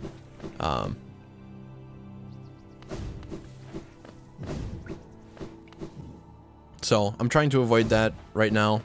It still happens frequently in runs until I get used to it. But yeah, for marathon safety or something like that, I could just save and quit immediately after getting the glitch, and then it wouldn't be a risk. It might actually be worth doing that in runs, now that I think about that.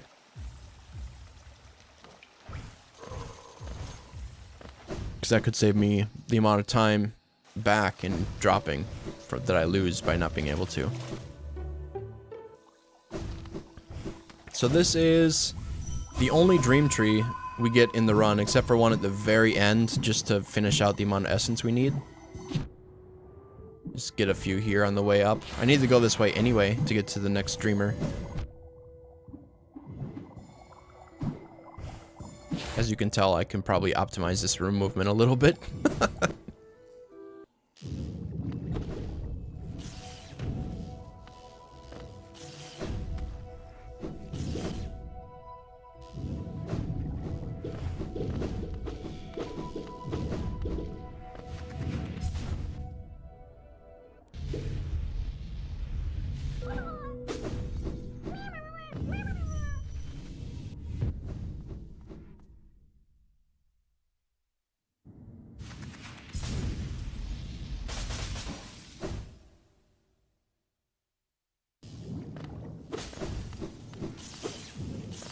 So down here in the archives, there's a boss called Umu.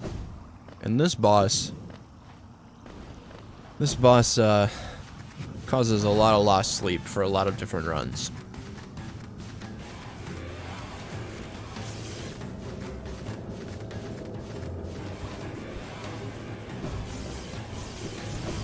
So Umu is entirely cycle based.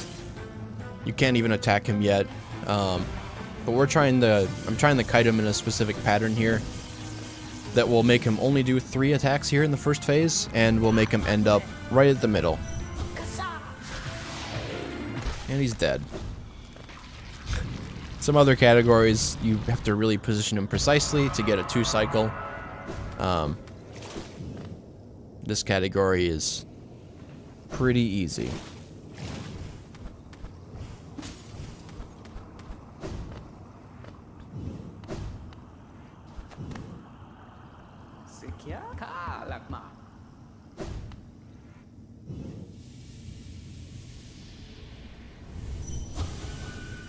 One other nice thing about this patch, and we'll see it here.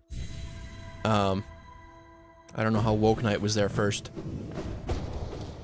Oh, I did it wrong. Never mind, we'll see it on the next one.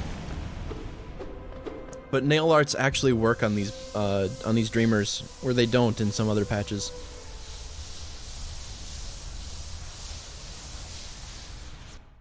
So it's an added extra convenience.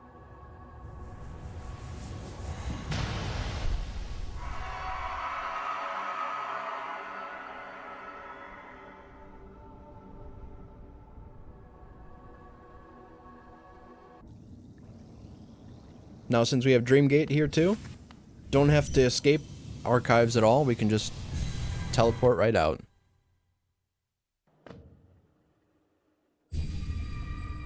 And now is the little bit of cleanup we do in Fungal that I talked about a lot earlier in the run.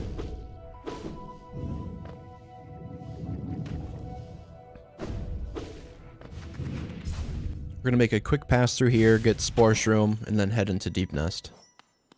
So there I just inventory dropped again. Since we went through a Dreamer sequence, this is safe to do again.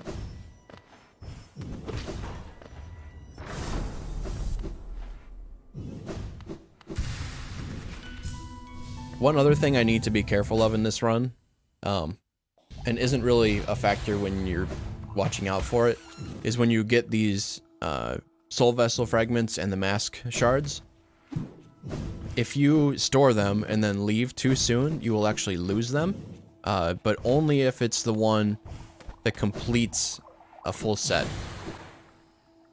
So you need to let that entire animation finish that puts it up in your UI bar in the top left. If you don't, it'll just be gone. And I've lost a couple runs that way, just getting 99% because I locked myself out of a fragment. So this is a neat little trick here with the hazard respawn. It spawns you back up here.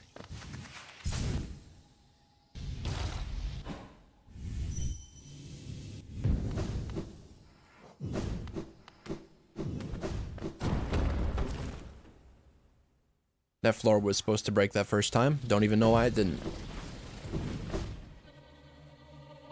So Cyclone Slash is really useful in situations like this. It's probably the best out of the nail arts, to be honest, because you can do however many spins as you want, really. You can continue to press the nail button and extend your Cyclone Slash up to about 7 or 8 hits, I think it is.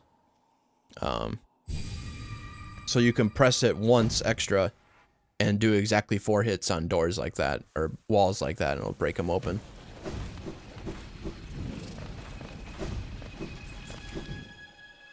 So now we're going to completely clean out Deep Nest in one go.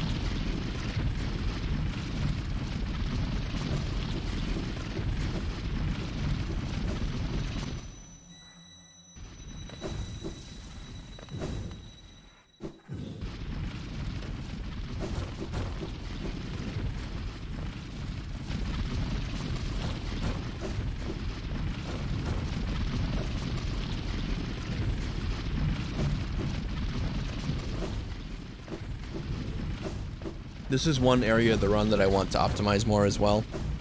There's probably some glitchy stuff in here that we can do that I haven't really researched much. There's probably some super slide out of bounds that you could add.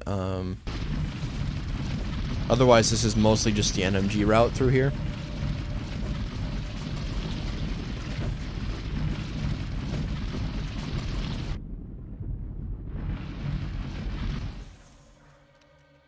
Actually, I think I could do this area backwards from NMG, but all the tech here is NMG based, including dashing into spikes.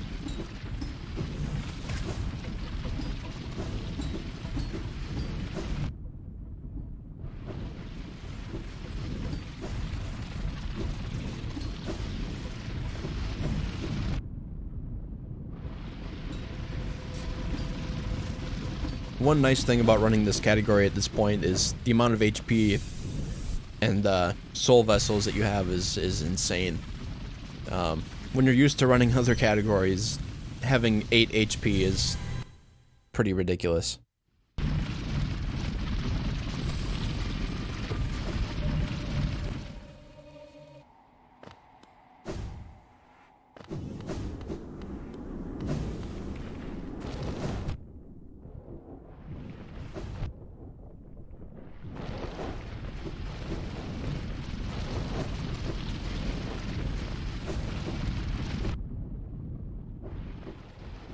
So you can see here, this is one of the reasons why I had to go to Abyss before coming here. You need Shade Cloak to be able to get this item. A lot of the routing that was done is because of dependencies like this. Like, I waited to do the green path sweep through that we saw before until I had Eastmost Tear, so I could get Shape of Un. Same thing with coming to this area. You need to have Shade Cloak before you can get Sharp Shadow. Just little things like that.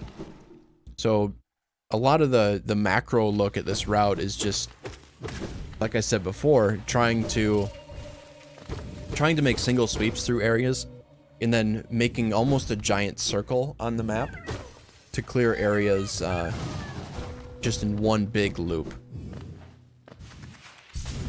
There are obviously pit stops you need to make on the way and stuff like that, so it's not a perfect loop or by any means, but it's not too bad.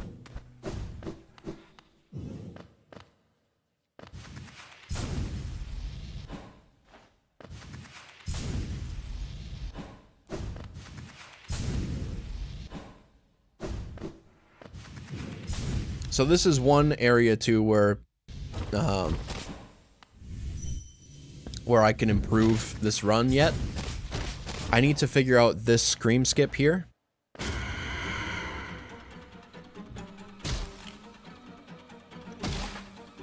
So if I could store this scream here, I could be damaging him right now. And this fight would basically be over already. And there's a way to do it easily on older patches that you can't do on this one. But there's certainly a way to do it here. Just need to find out a consistent way to do it.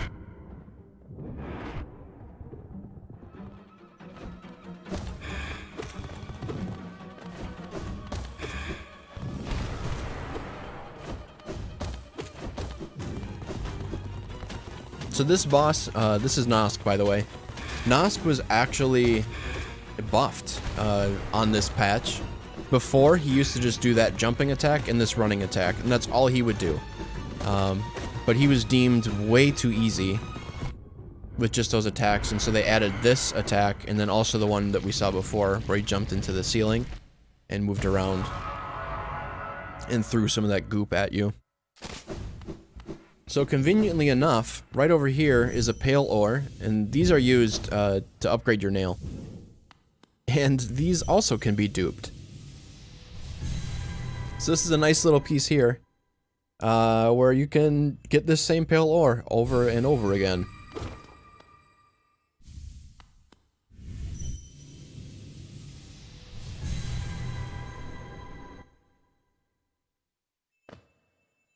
This duping sequence is not as long as the King's Idol one because you only need 6 of these total. And we already have 1 at this point from talking to the Seer. So I only need to get 5. And I think I failed the last dupe on this one. Which isn't a big deal because there's other Pail ore that we can get as backups and dupe as backups. So even if I fail this trick here, like I did on this last one, it's not a big deal.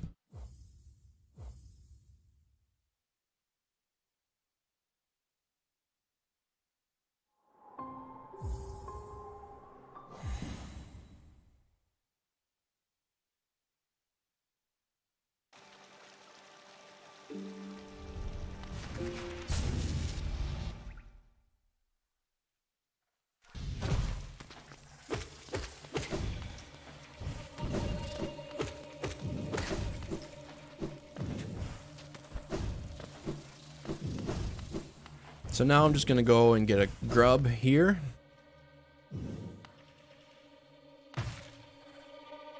The only thing worth talking about at this point is this shortcut right here, which you can go up through, right to the grub.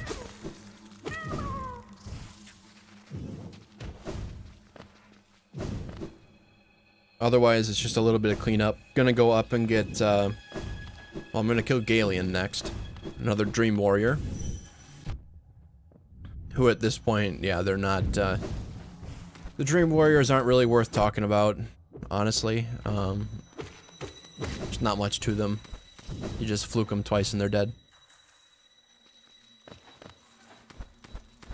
But we're gonna kill Galien and then gonna go get Trampas.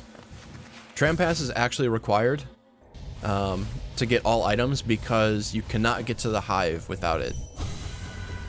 There's a one-way door in Kingdom's Edge that you can't get past. And that's Galien.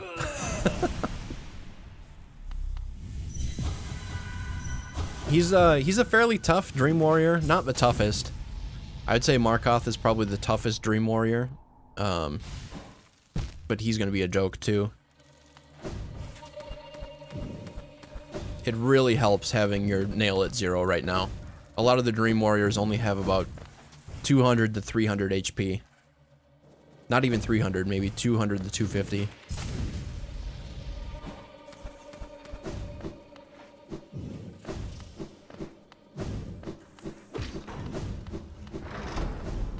But yeah, like I said, their HP scales. What's the word I'm looking for? It scales with your normal nail level. So if you get it up to 9 damage, it essentially doubles their HP.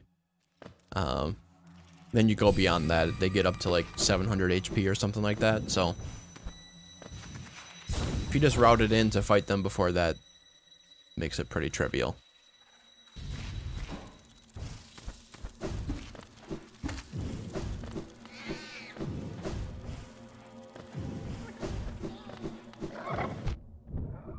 So a little bit of cleanup here. Gonna get hit by enemies for no reason.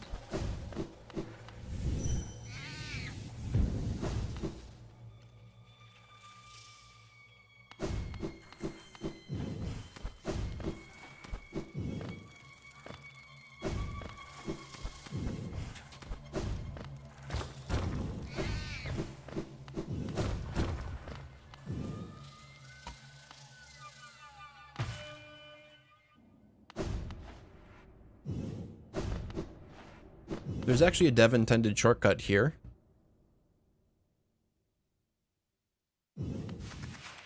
Right in this room. And normally you could get here with just wings, but this is faster to do with float. So we get airwalk and float, and then we can just fly up through these rooms. It's really nice. And then use Shake Cloak to dash right through him, and we're at the Dreamer. So this is what I was talking about before with Cyclone Slash. This will allow me to kill the Dreamer real quick.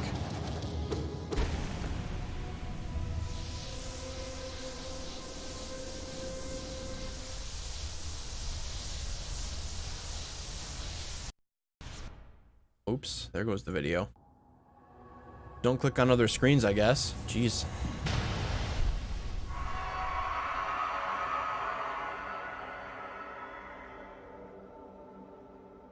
There was nothing interesting happening anyway.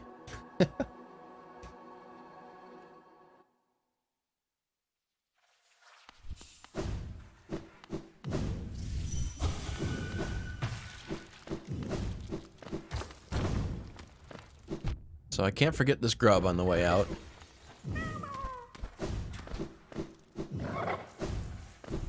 I have definitely forgotten that grub once in one of my first runs of this category.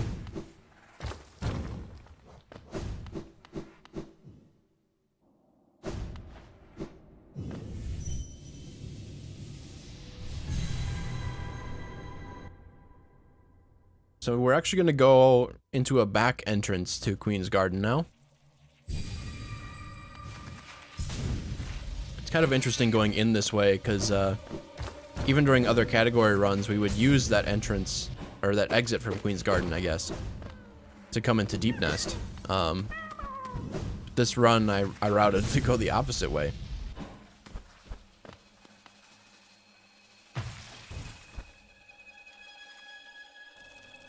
So this is some more movement that I could optimize here. Get Float to go up through this. Again, because this category is so new, I haven't optimized a lot of this stuff. I'm so used to going through this backwards that going through it, or going through it the other way, that going through it this way is a bit weird.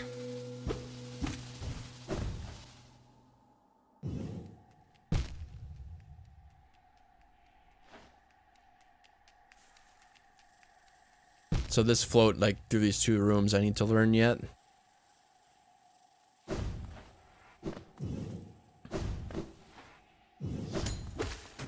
What's nice, though, is once you get up here, there is a safety bench you can take right here.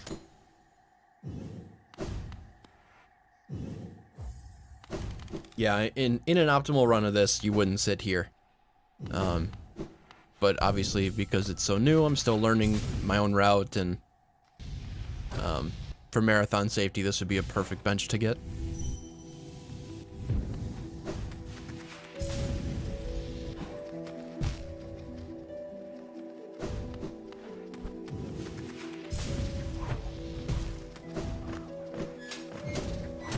I'm determined to get this super dash. I got hit anyway.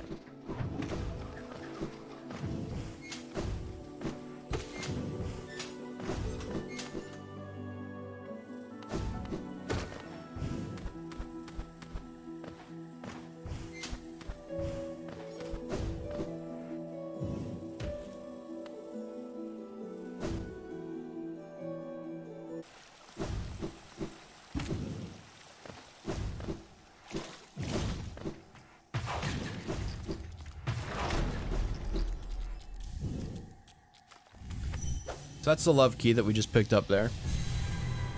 It's really nice too going in this side of Queen's Garden because you skip out on a whole bunch of stuff. You miss an arena, you miss some other platforming sections, you miss a really long room.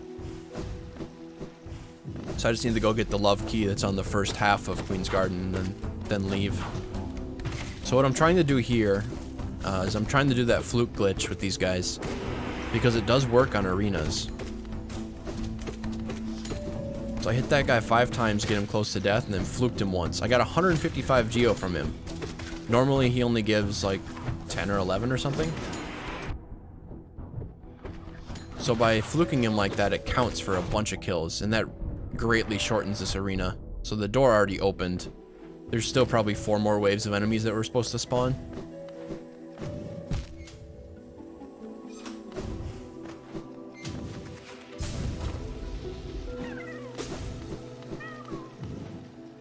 I think the highlight of this category because of the flute glitch is the Colosseum, which is coming up like right at the end.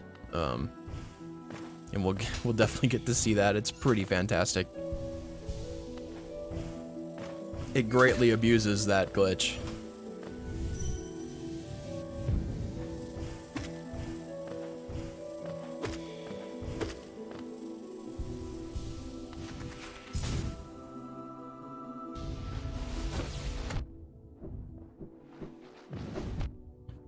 These few rooms really suck with these frog guys. Their movement is so erratic that you can't really predict it. It's random every time. As far as we understand it right now, there's no set pattern and no way to get through there without getting hit, really. So a short little detour up here to get this grub. Another grub that I skip. So I've already skipped 2 of them. 2 out of the 3. There's 3 total grubs that I end up duping in this run. I skip 1 in Queen's Garden here that's way out of the way. I skip 1 in the waterways, which is pretty out of the way to go get. And then the last one I skipped was in Crystal Peak, way earlier in the run that I talked about before.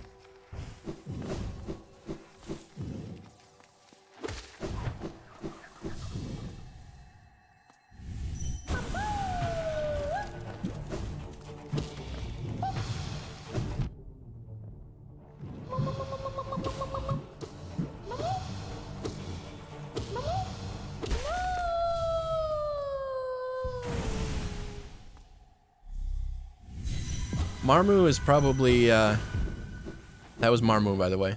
He's probably one of the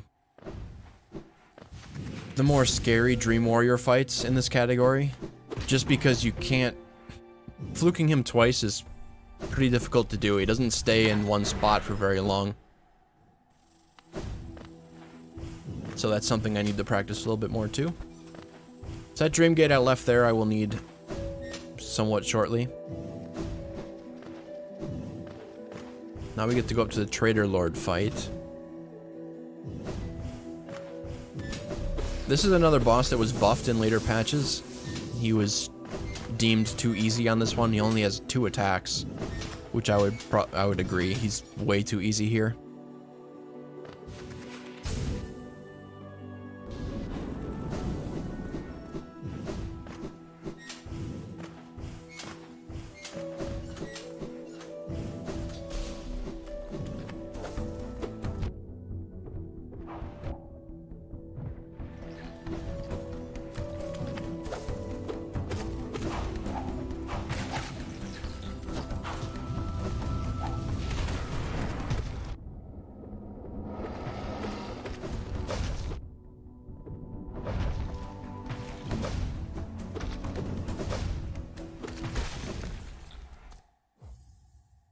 Yeah, he's pretty easy here.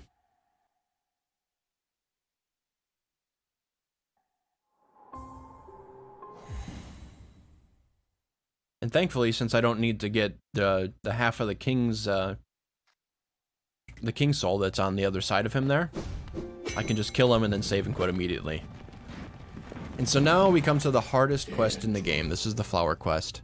This is a quest where you have to take a flower from the right side of the map and deliver it to the left side of the map without getting hit.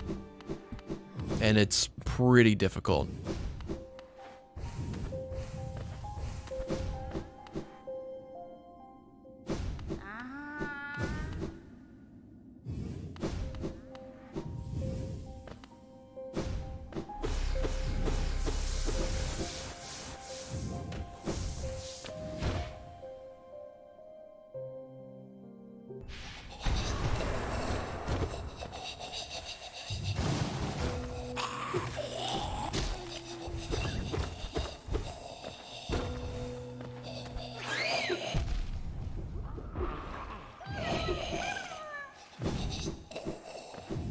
So there's a little bit of cleanup we need to do here before we go and do that quest.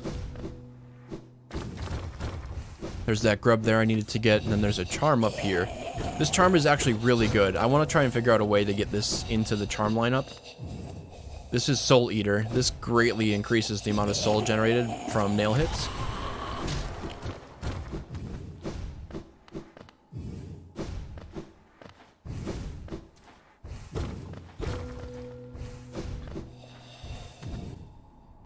So here's the Grey Mourner.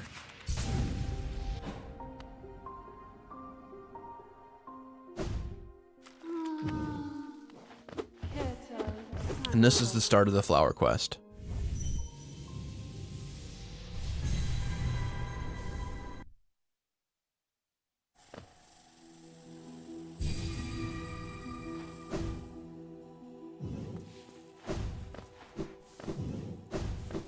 And this is the end of the flower quest.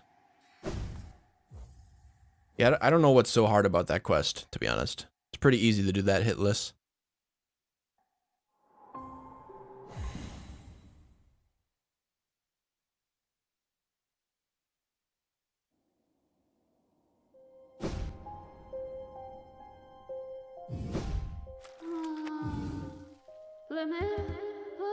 What's also really convenient about that is that it sets our hard save to right there, so we can just save and quit, and we're here.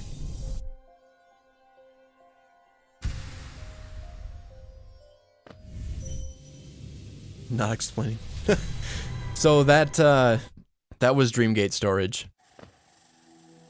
by the way, for that quest. You can interact storage with the Grey Mourner and then start your Dreamgate. Normally Dreamgating would break the flower, but you can talk to her, initiate your Dreamgate, and then accept the flower once you've already started the teleportation. So you can teleport without breaking the flower.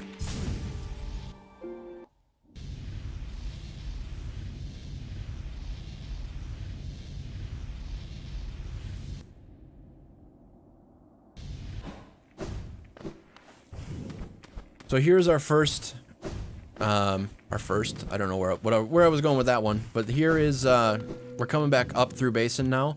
We're gonna get this vessel fragment, and then, get the backup Pale Ore. That's where I was going, the first backup Pale Ore that I can dupe. I don't need to dupe it any times, I just need to pick it up once over here, so, because I successfully duped like 4 times. I just need to grab this one, then I'm done.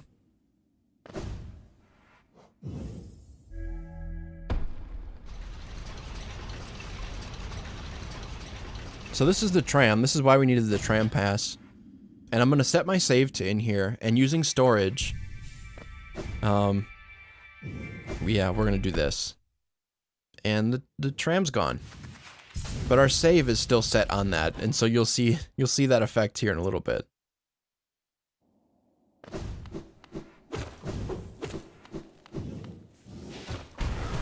So I needed to come to this area anyway because of this grub that's right here. And if I didn't need to get this other Pale Ore, I would just save quit right now.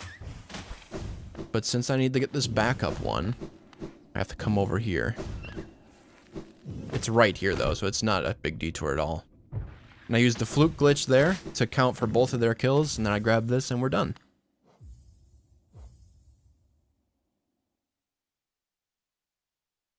Normally that little gate there will not open until you've killed both of those Maulik enemies there.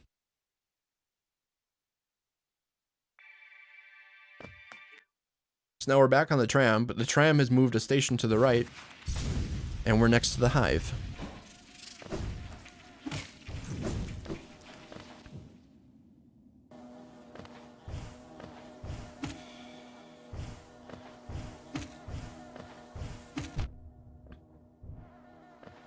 So we're actually skipping the first, like, 3/4 of the hive. We're gonna use our last super slide out of bounds here. So this entrance we would have to come in anyway. There's a grub in this little side entrance to hive. But we're gonna use this to enter the main part of hive.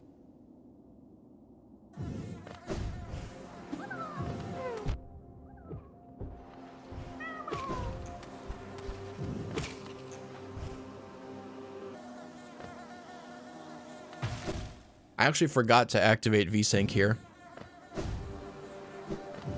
This this super slide out of bounds is really weird. This one is very laggy, so Vsync probably actually isn't needed for this one. But the timing for this one is way different. Yeah, there we got it pretty close.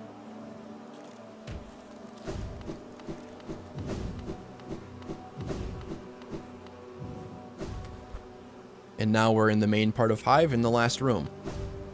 Skipped like all of it.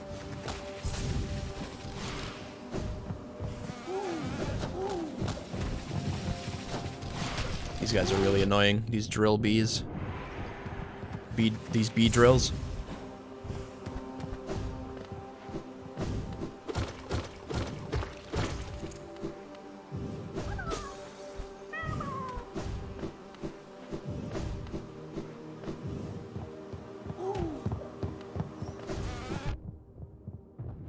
This part of hive is pretty annoying. There's a mask shard over here, but you need this large bee to actually open the door for you. So you need to find one of them and have him run into the wall. Now you can get it. There's actually no way around that. As far as we know, anyway.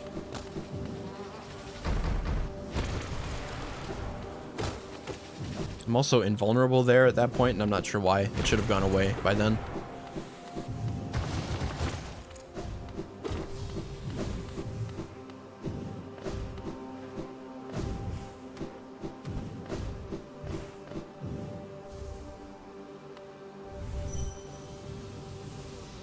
And that's all of the hive.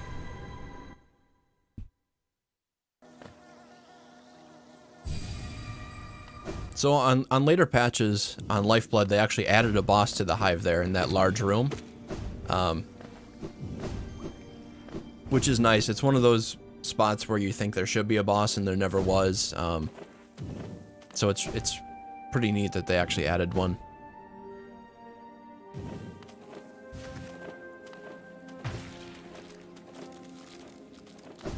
So I was trying to do a glitch there that gave me invulnerability that would let me super dash through this whole area, but I failed it. It's not a big deal. It would only save like a second or two anyway.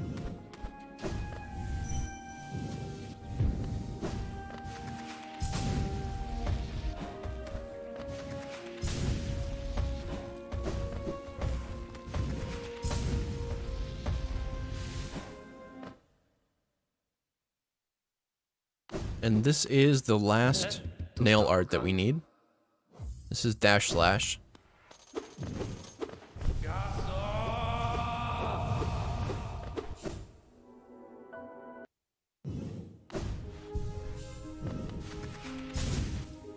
It's kind of nice in some of these areas where there's just benches everywhere at this point, and my save point doesn't really matter as much at this part of the run. So I can just rest at some benches for safety like I did there, get my HP back. That means when I'm traversing some areas, I can just take some extra damage and tank through it if I need to. It's not a big deal, especially since I have 8 HP right now.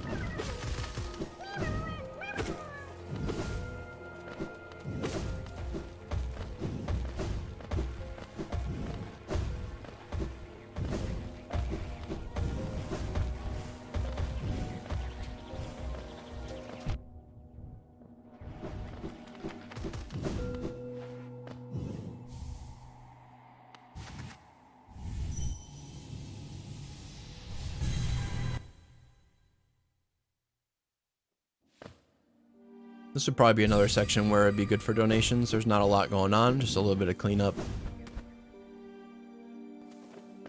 Even going to fight Markoth here, probably still a good time for donations. It's not a very long fight.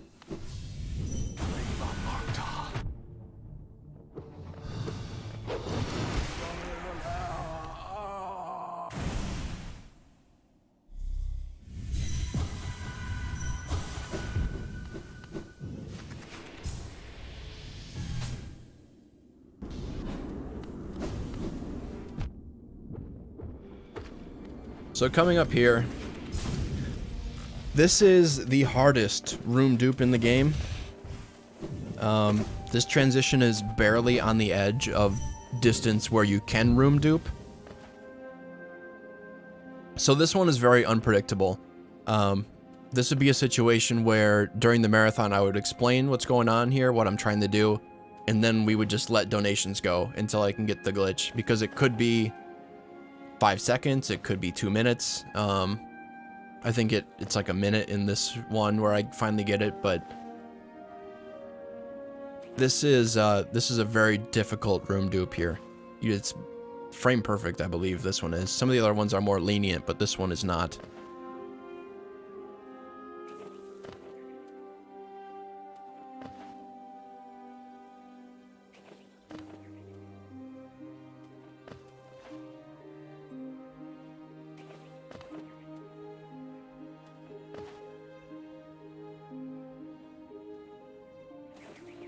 Okay, so I got that one actually fairly quickly, but there's been some runs where it has taken about 3 minutes.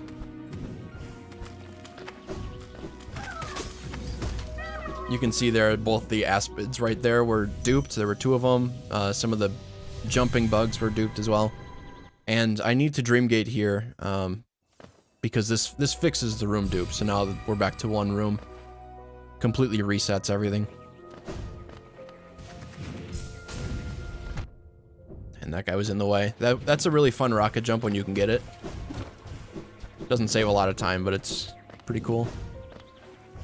So like I was saying about the safety benches, there's actually one right up here. So the last bench was not too far away. This one's right here too, right before Hornet. So, again, more marathon safety type stuff that you can do throughout the run. I think I died a Hornet here once too.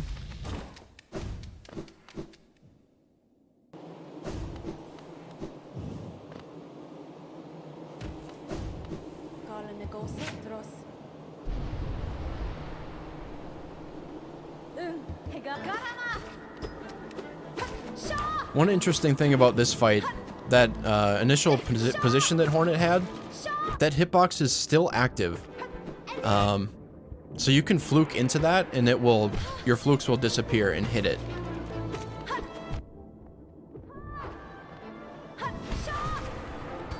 Unfortunately though, when, like right there, they never got to her, they just stopped at that hitbox. It doesn't actually do any damage to the boss, which sucks. Otherwise it'd be pretty fun to just fluke that one spot and kill her, but it doesn't work that way, unfortunately. It's more of an annoyance.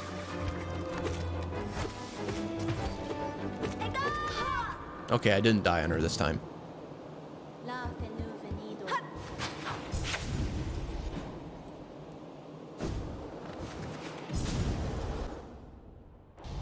So this segment here, this is the King's Brand. This is supposed to let you into the Abyss, but we've already full cleared it. Unfortunately, this also gives you a %, so you need to come get it. And normally there would be an escape sequence where the room would be collapsing and whatever. But if you store collecting the King's Brand, it doesn't do that, so you can just leave normally. And that skips a cutscene where you get saved by Hornet and whatever. So I can just super dash out of the building and Dreamgate out.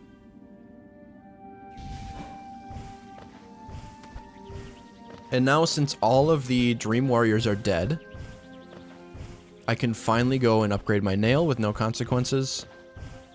So we're gonna go do that now. I'm gonna go unlock the collector's room first. Open that shortcut.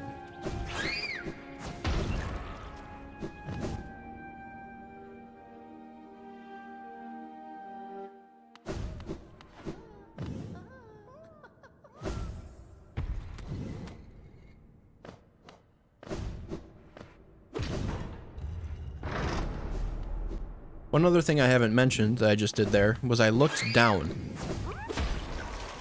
I'm not sure that it worked on that door, but especially on the toll booths, when you purchase one and then you look down, we have no idea why, but it will immediately unlock the toll and the bell will show up right away.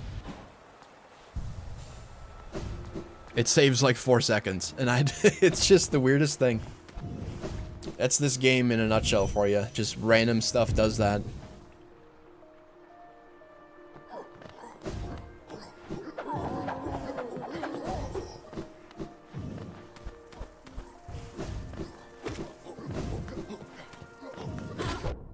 Here's another televator that I could do. It's really tough on this one though because of that enemy being right there in the way.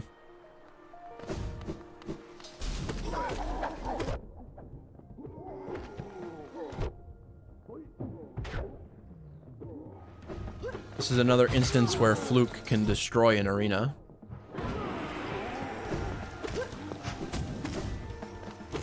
So I'm trying to kill a certain number of enemies before the gate on the right will open here.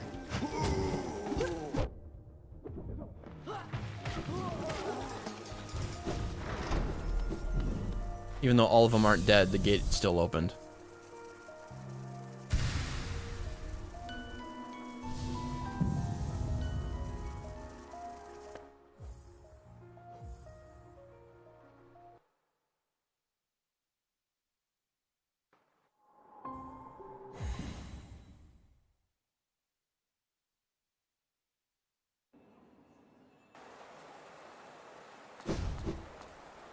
So now here, this is the most apparent Fluke glitch until we get to Colosseum.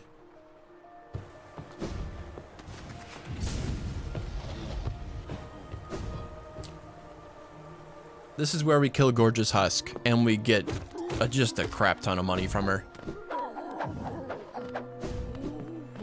Normally she drops 420 geo.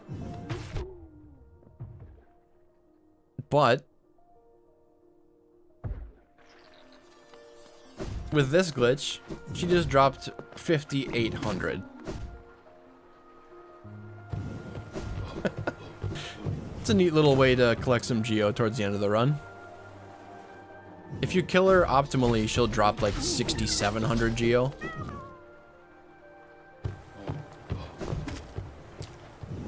But that's still something I need to optimize, I guess. Getting her to drop the maximum amount.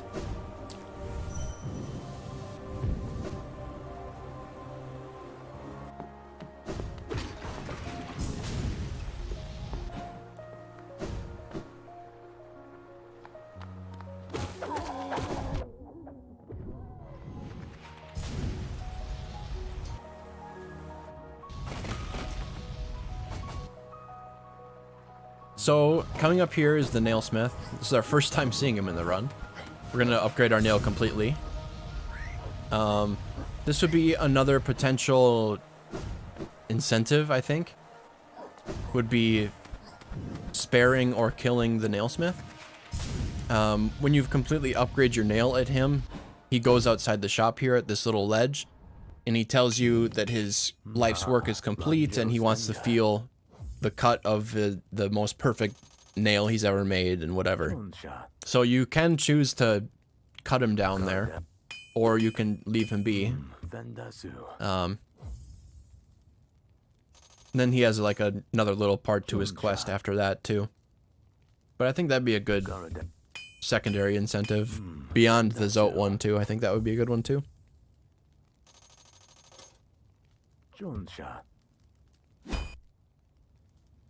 Garadel. Vendasu. Jonsha. Garadel Akari. So then if the incentive for sparing him was met, I would just do this and leave. If the incentive for cutting him down was met, you just leave the hut and hit him once.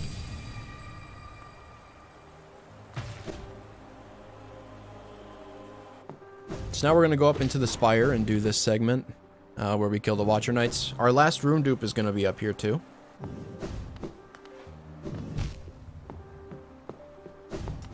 So our last instance of elevator storage is right here. Use this to go through the floor.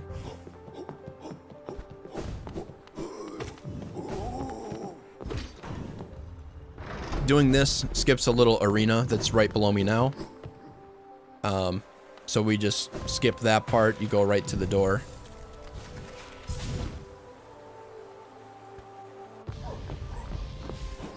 NMG actually has a skip in this area where you can hit that lever through the floor. NMG 106% actually has a couple instances where they do that. You can hit grubs through the floors and things like that. But that is exclusive to the patch that 106 was run on. So you can't do that in 112 or 100%.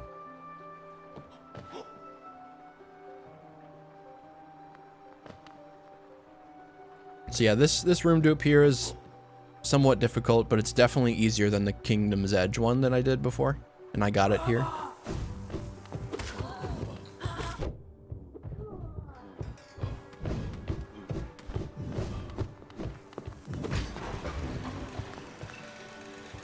You can kind of hear there 2 elevators just went up.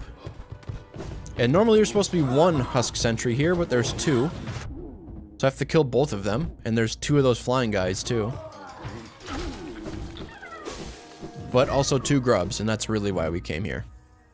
So that's the last grub that we end up duping in this run.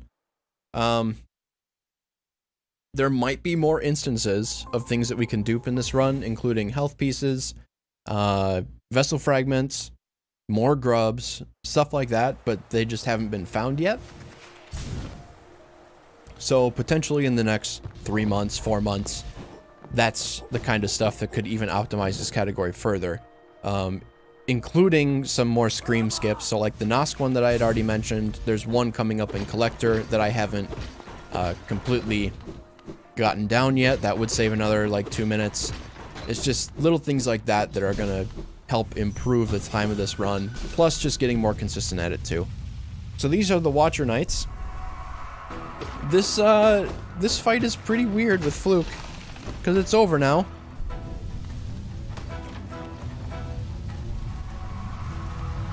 The game has detected that all of them have been killed.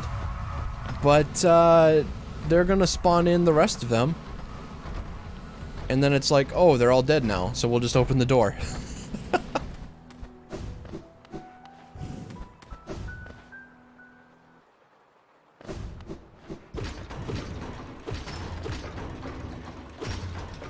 And I'm gonna get this televator even though I screwed it up first time. Teleports us all the way up to the top. That's a really long elevator ride too, that's like 15 seconds.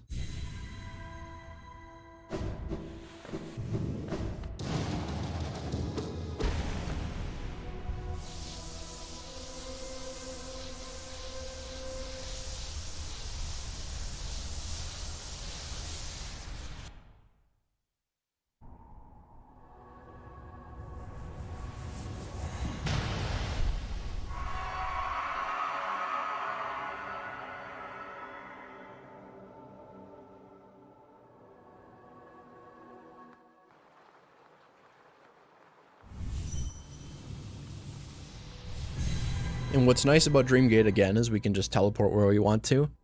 Each of the Dreamers sets a hard save, so that's why you don't see runners saving and quitting after you kill a Dreamer, because you would just end up right there.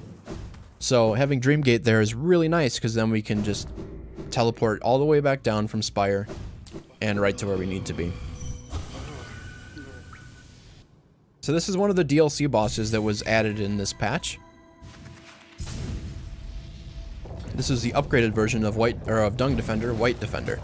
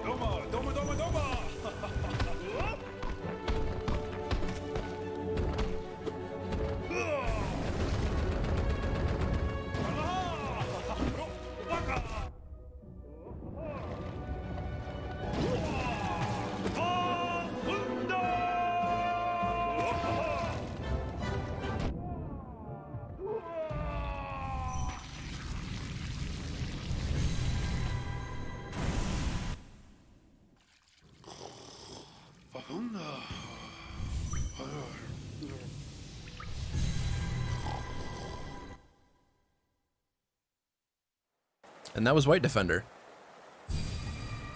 That's a boss that I can learn a little bit better too yet.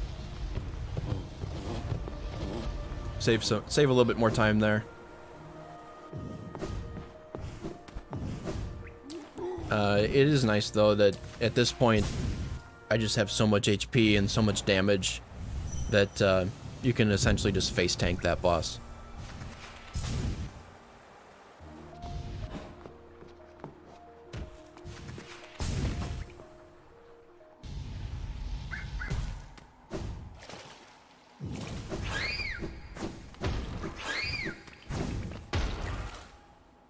So now we're going to go up to Collector and fight him here. I could have fought this boss earlier when I first came through here, but it makes more sense, I think, to fight him now that my nail is upgraded.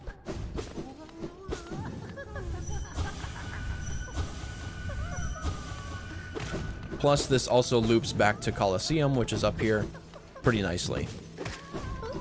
Which, again, is nice to do with Nail 4. So again, there's a scream skip you can do here and damage him during that whole scream, and the fight would basically be over. Like right now.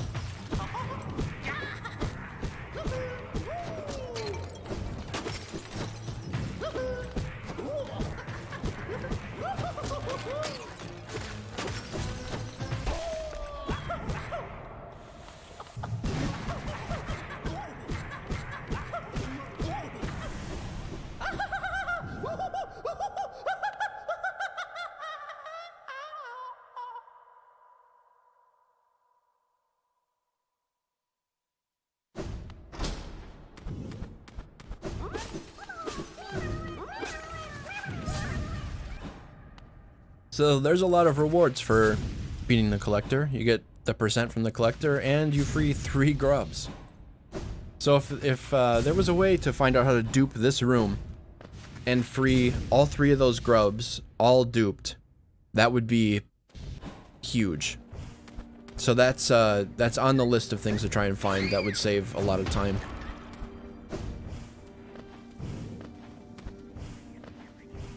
So now we head up to Colosseum, which is arguably the best part about this run.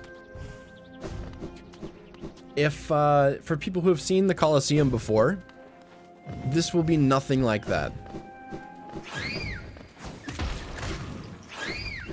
And, yeah, this will be...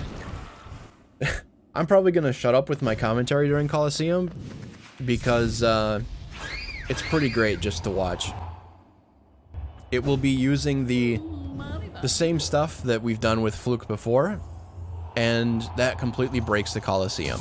So for every Fluke that you use to kill an enemy, it counts as an enemy kill, and that will advance the stage of the Colosseum to the next part. And right there, I just did Dreamgate Invulnerability, and that will help me out a lot. And you'll see why this was absolutely necessary for Colosseum. Alright, here we go.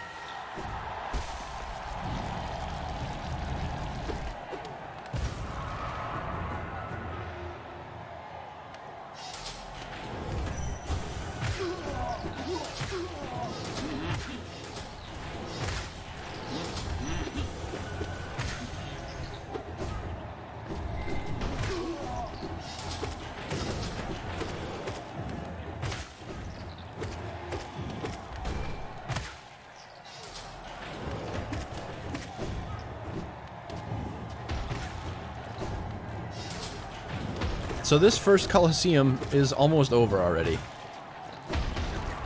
And I probably did half of it.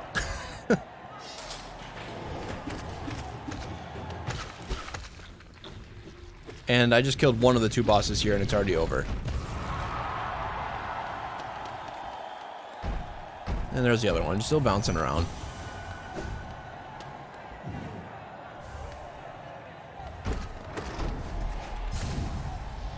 So yeah, there were waves and waves in there that did not get even seen. The final boss was not very much of a boss. And it only gets worse. So there will be, again, waves and waves that we will not see. And waves that will spawn together. And Colo 2 isn't too bad, but we'll see what happens at Colo 3.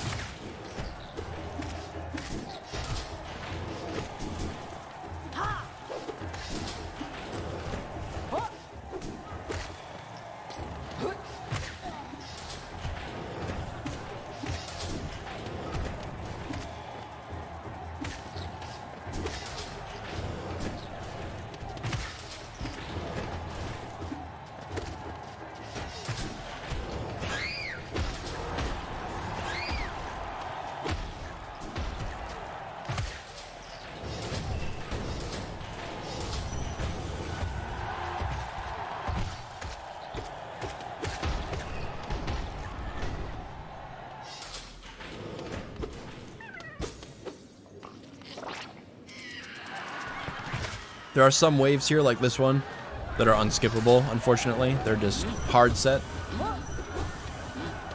So you have to fight that Mimic there.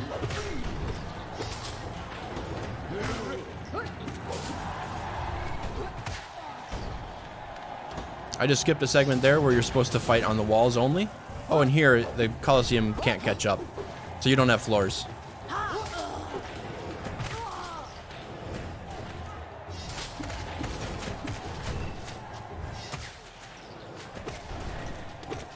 And then this is the final boss there. They're gonna yell and then leave.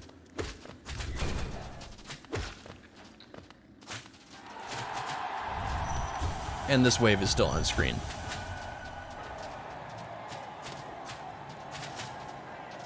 And the reason I'm not picking up any of the Geo is because I can't. It's a side effect of this invulnerability glitch. So I'm not interacting with basically anything on the screen anymore. My character's hitbox is just essentially gone.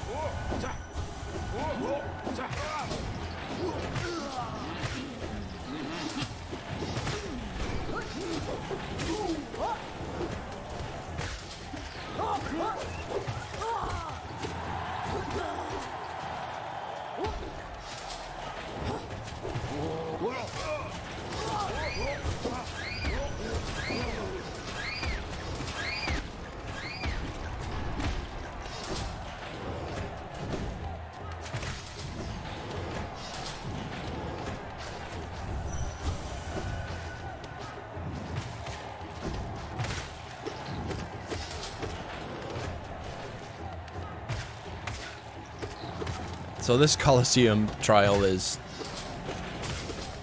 the best out of the three. It gets worse.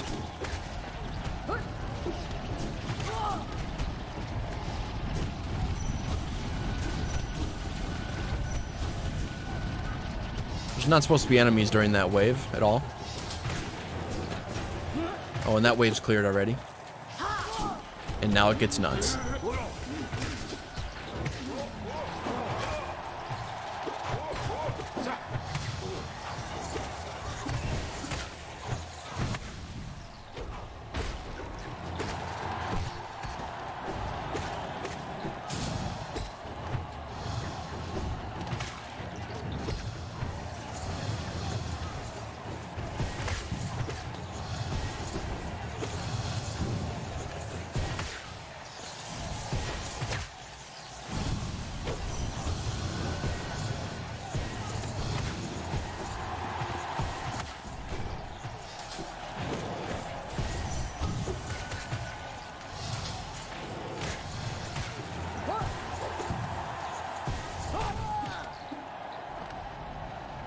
That was, well, I skipped a mini-boss in there, or a couple, actually.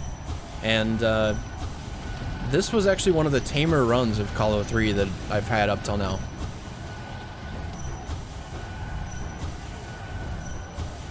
Normally, I at least have, like, 6 or 7 enemies during that part where all those, Garpedes are coming through the screen.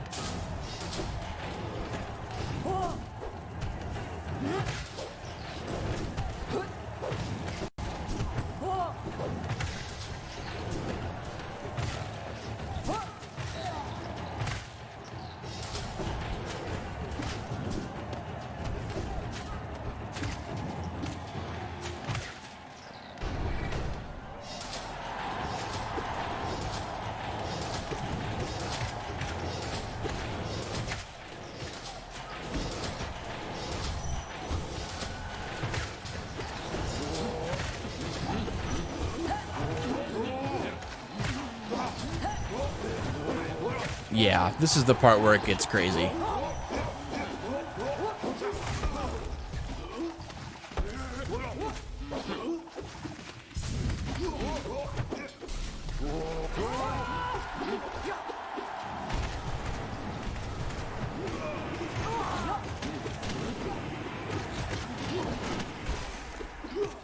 And that's Colo 3. With like 5-6 waves still on the screen.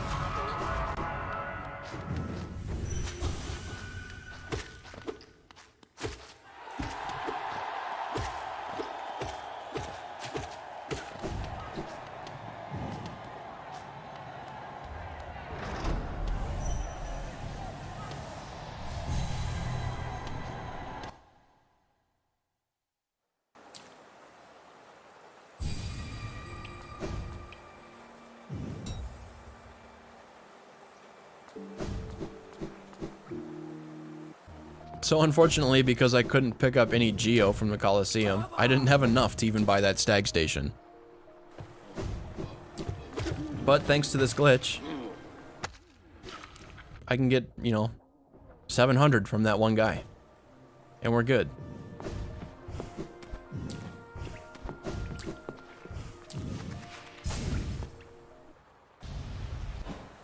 So here's the look down glitch I was talking about. Look down, and it immediately spawns the bell.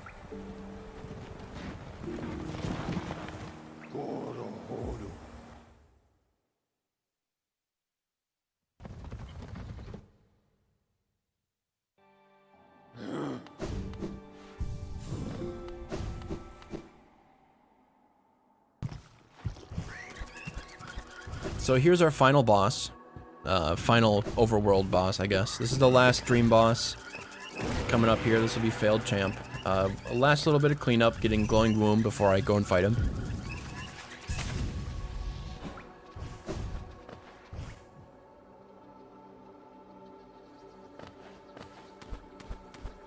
There's actually a skip there.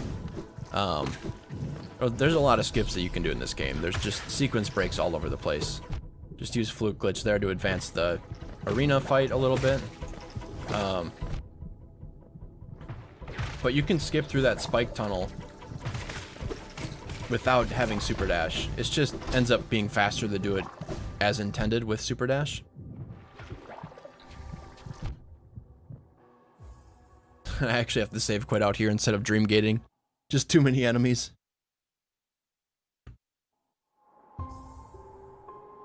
Normally there wouldn't be any enemies there bugging you when you pick up the item, but when you skip through a bunch of the waves of that arena, there's still waves left when you complete it, so.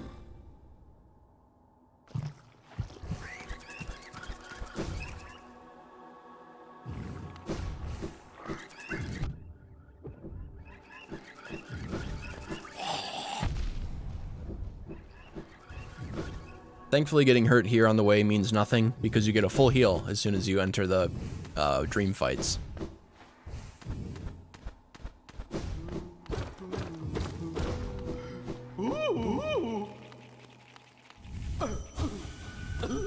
Dream nail this guy to fill up my soul, and then we'll enter the fight. So there's a really quick way to kill this guy. There's a couple really quick ways to kill this guy.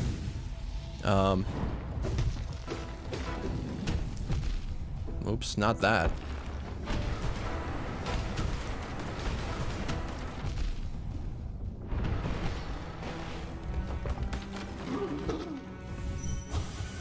So between each stage, since you can advance the stage with like 3 nail hits, you fill up on soul.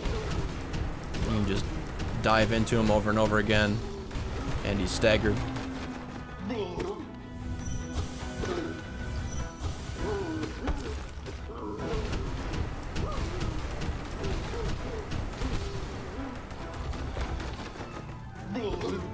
And that's Failed Champ.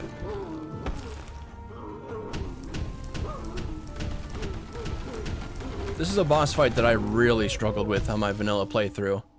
But there's, or on my casual playthrough. But there's, yeah, that little stun lock there is super nice. And spells do so much damage to him.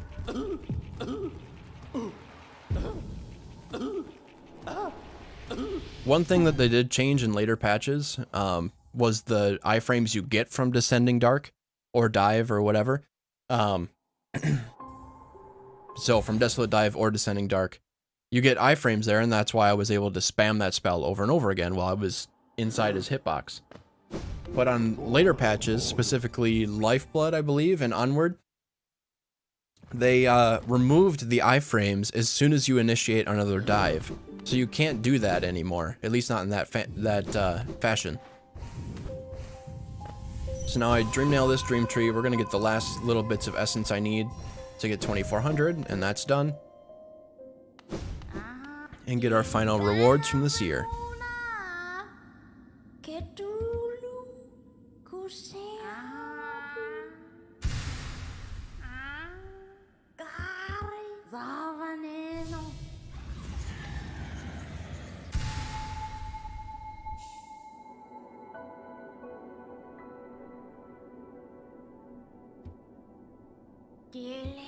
So that item we just got was the Ascended or Awoken Dream Nail.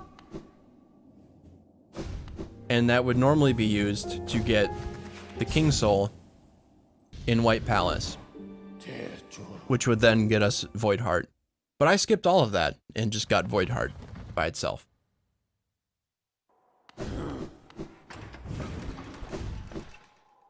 So last little bit of cleanup here, we're gonna get our final charm from Sly. Gonna go get all the Grub rewards from Grub Daddy at once. And then we're gonna go fight the final bosses. So this is another potential, not here at Sly, but for the final bosses, another potential incentive would be to get the normal ending or to get true ending. So that could be an additional incentive to add true ending to the run. It would only add about a minute, 2 minutes. I'm going to do it in this run so you can actually see what's going to happen. It's a very quick fight with Fluke because it's overpowered.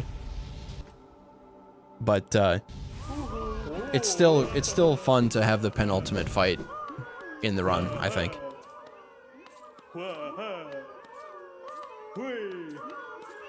So this would be another great time for donations. This is like 2 minutes of the Grub Father just tossing out rewards. You can't skip any of this. At least not as far as we know.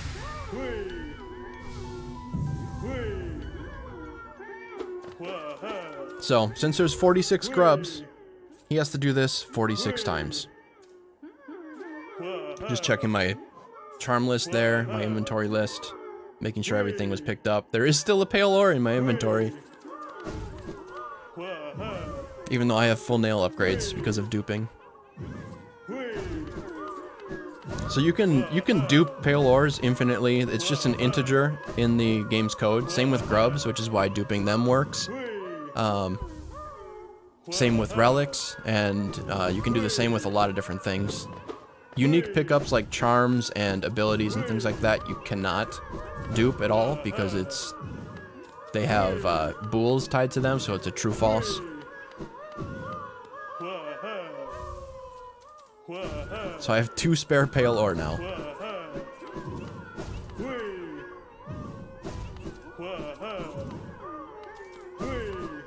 It's pretty interesting though too that you can do it with simple keys. So you could dupe the same simple key and have like 6 of them and use all of them in all the locations in the game and still have some left over.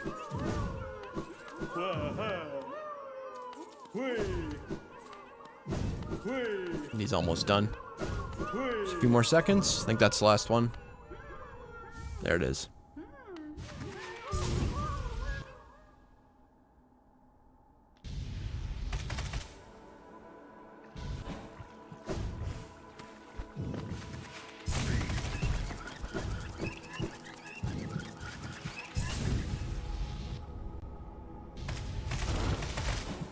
So here in this room is the last real glitch of the game. You just get storage and skip that cutscene and walk right through the door.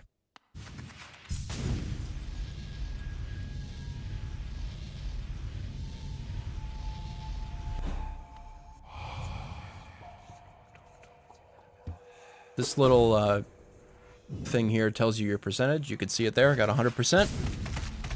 So that means we're good to fight the final boss. The final bosses actually don't count as percent. Which, it kind of sucks from a run definition standpoint, but it makes sense from a development standpoint because you can make a choice here at the end to fight the true final boss or not, and if people skip that, they didn't want to have players locked out of 100% because they decided to skip it.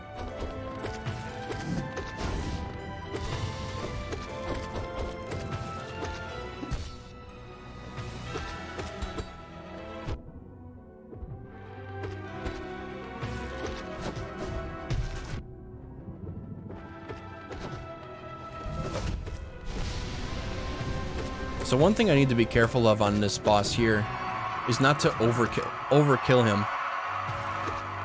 Because, especially if I'm going for true ending, I want to make sure that I don't skip that. I can do complete damage to him and kill him before he'll even go into that phase. But a lot of what this fight is about is damaging him and gaining up my soul for the Radiance fight. I'm 2 vessels short of full soul here, but it's okay. This fight is still really fast.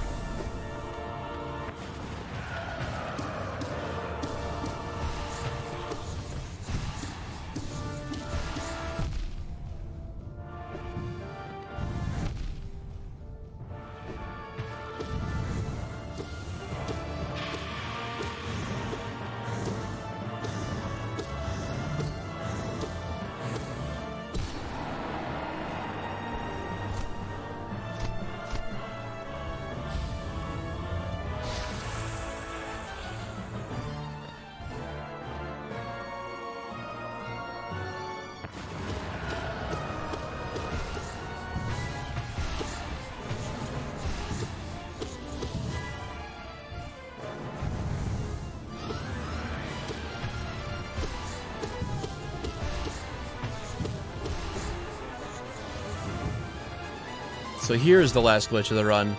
I get persistent float here, and we skip this platforming section. This also messes up the final hit here a little bit too.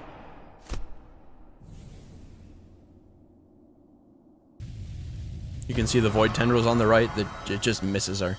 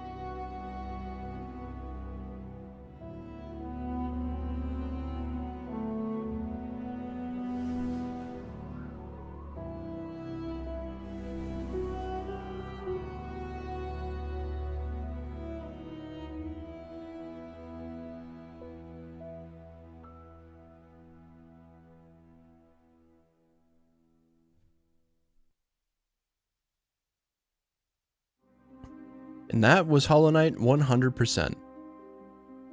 I'm not going to wait till the end of the credits so we can see 100%. I think I'm going to cut the commentary here. Thank you for watching. Thank you for considering this run for AGDQ 2019. Really appreciate all the time you put towards watching this, paying attention.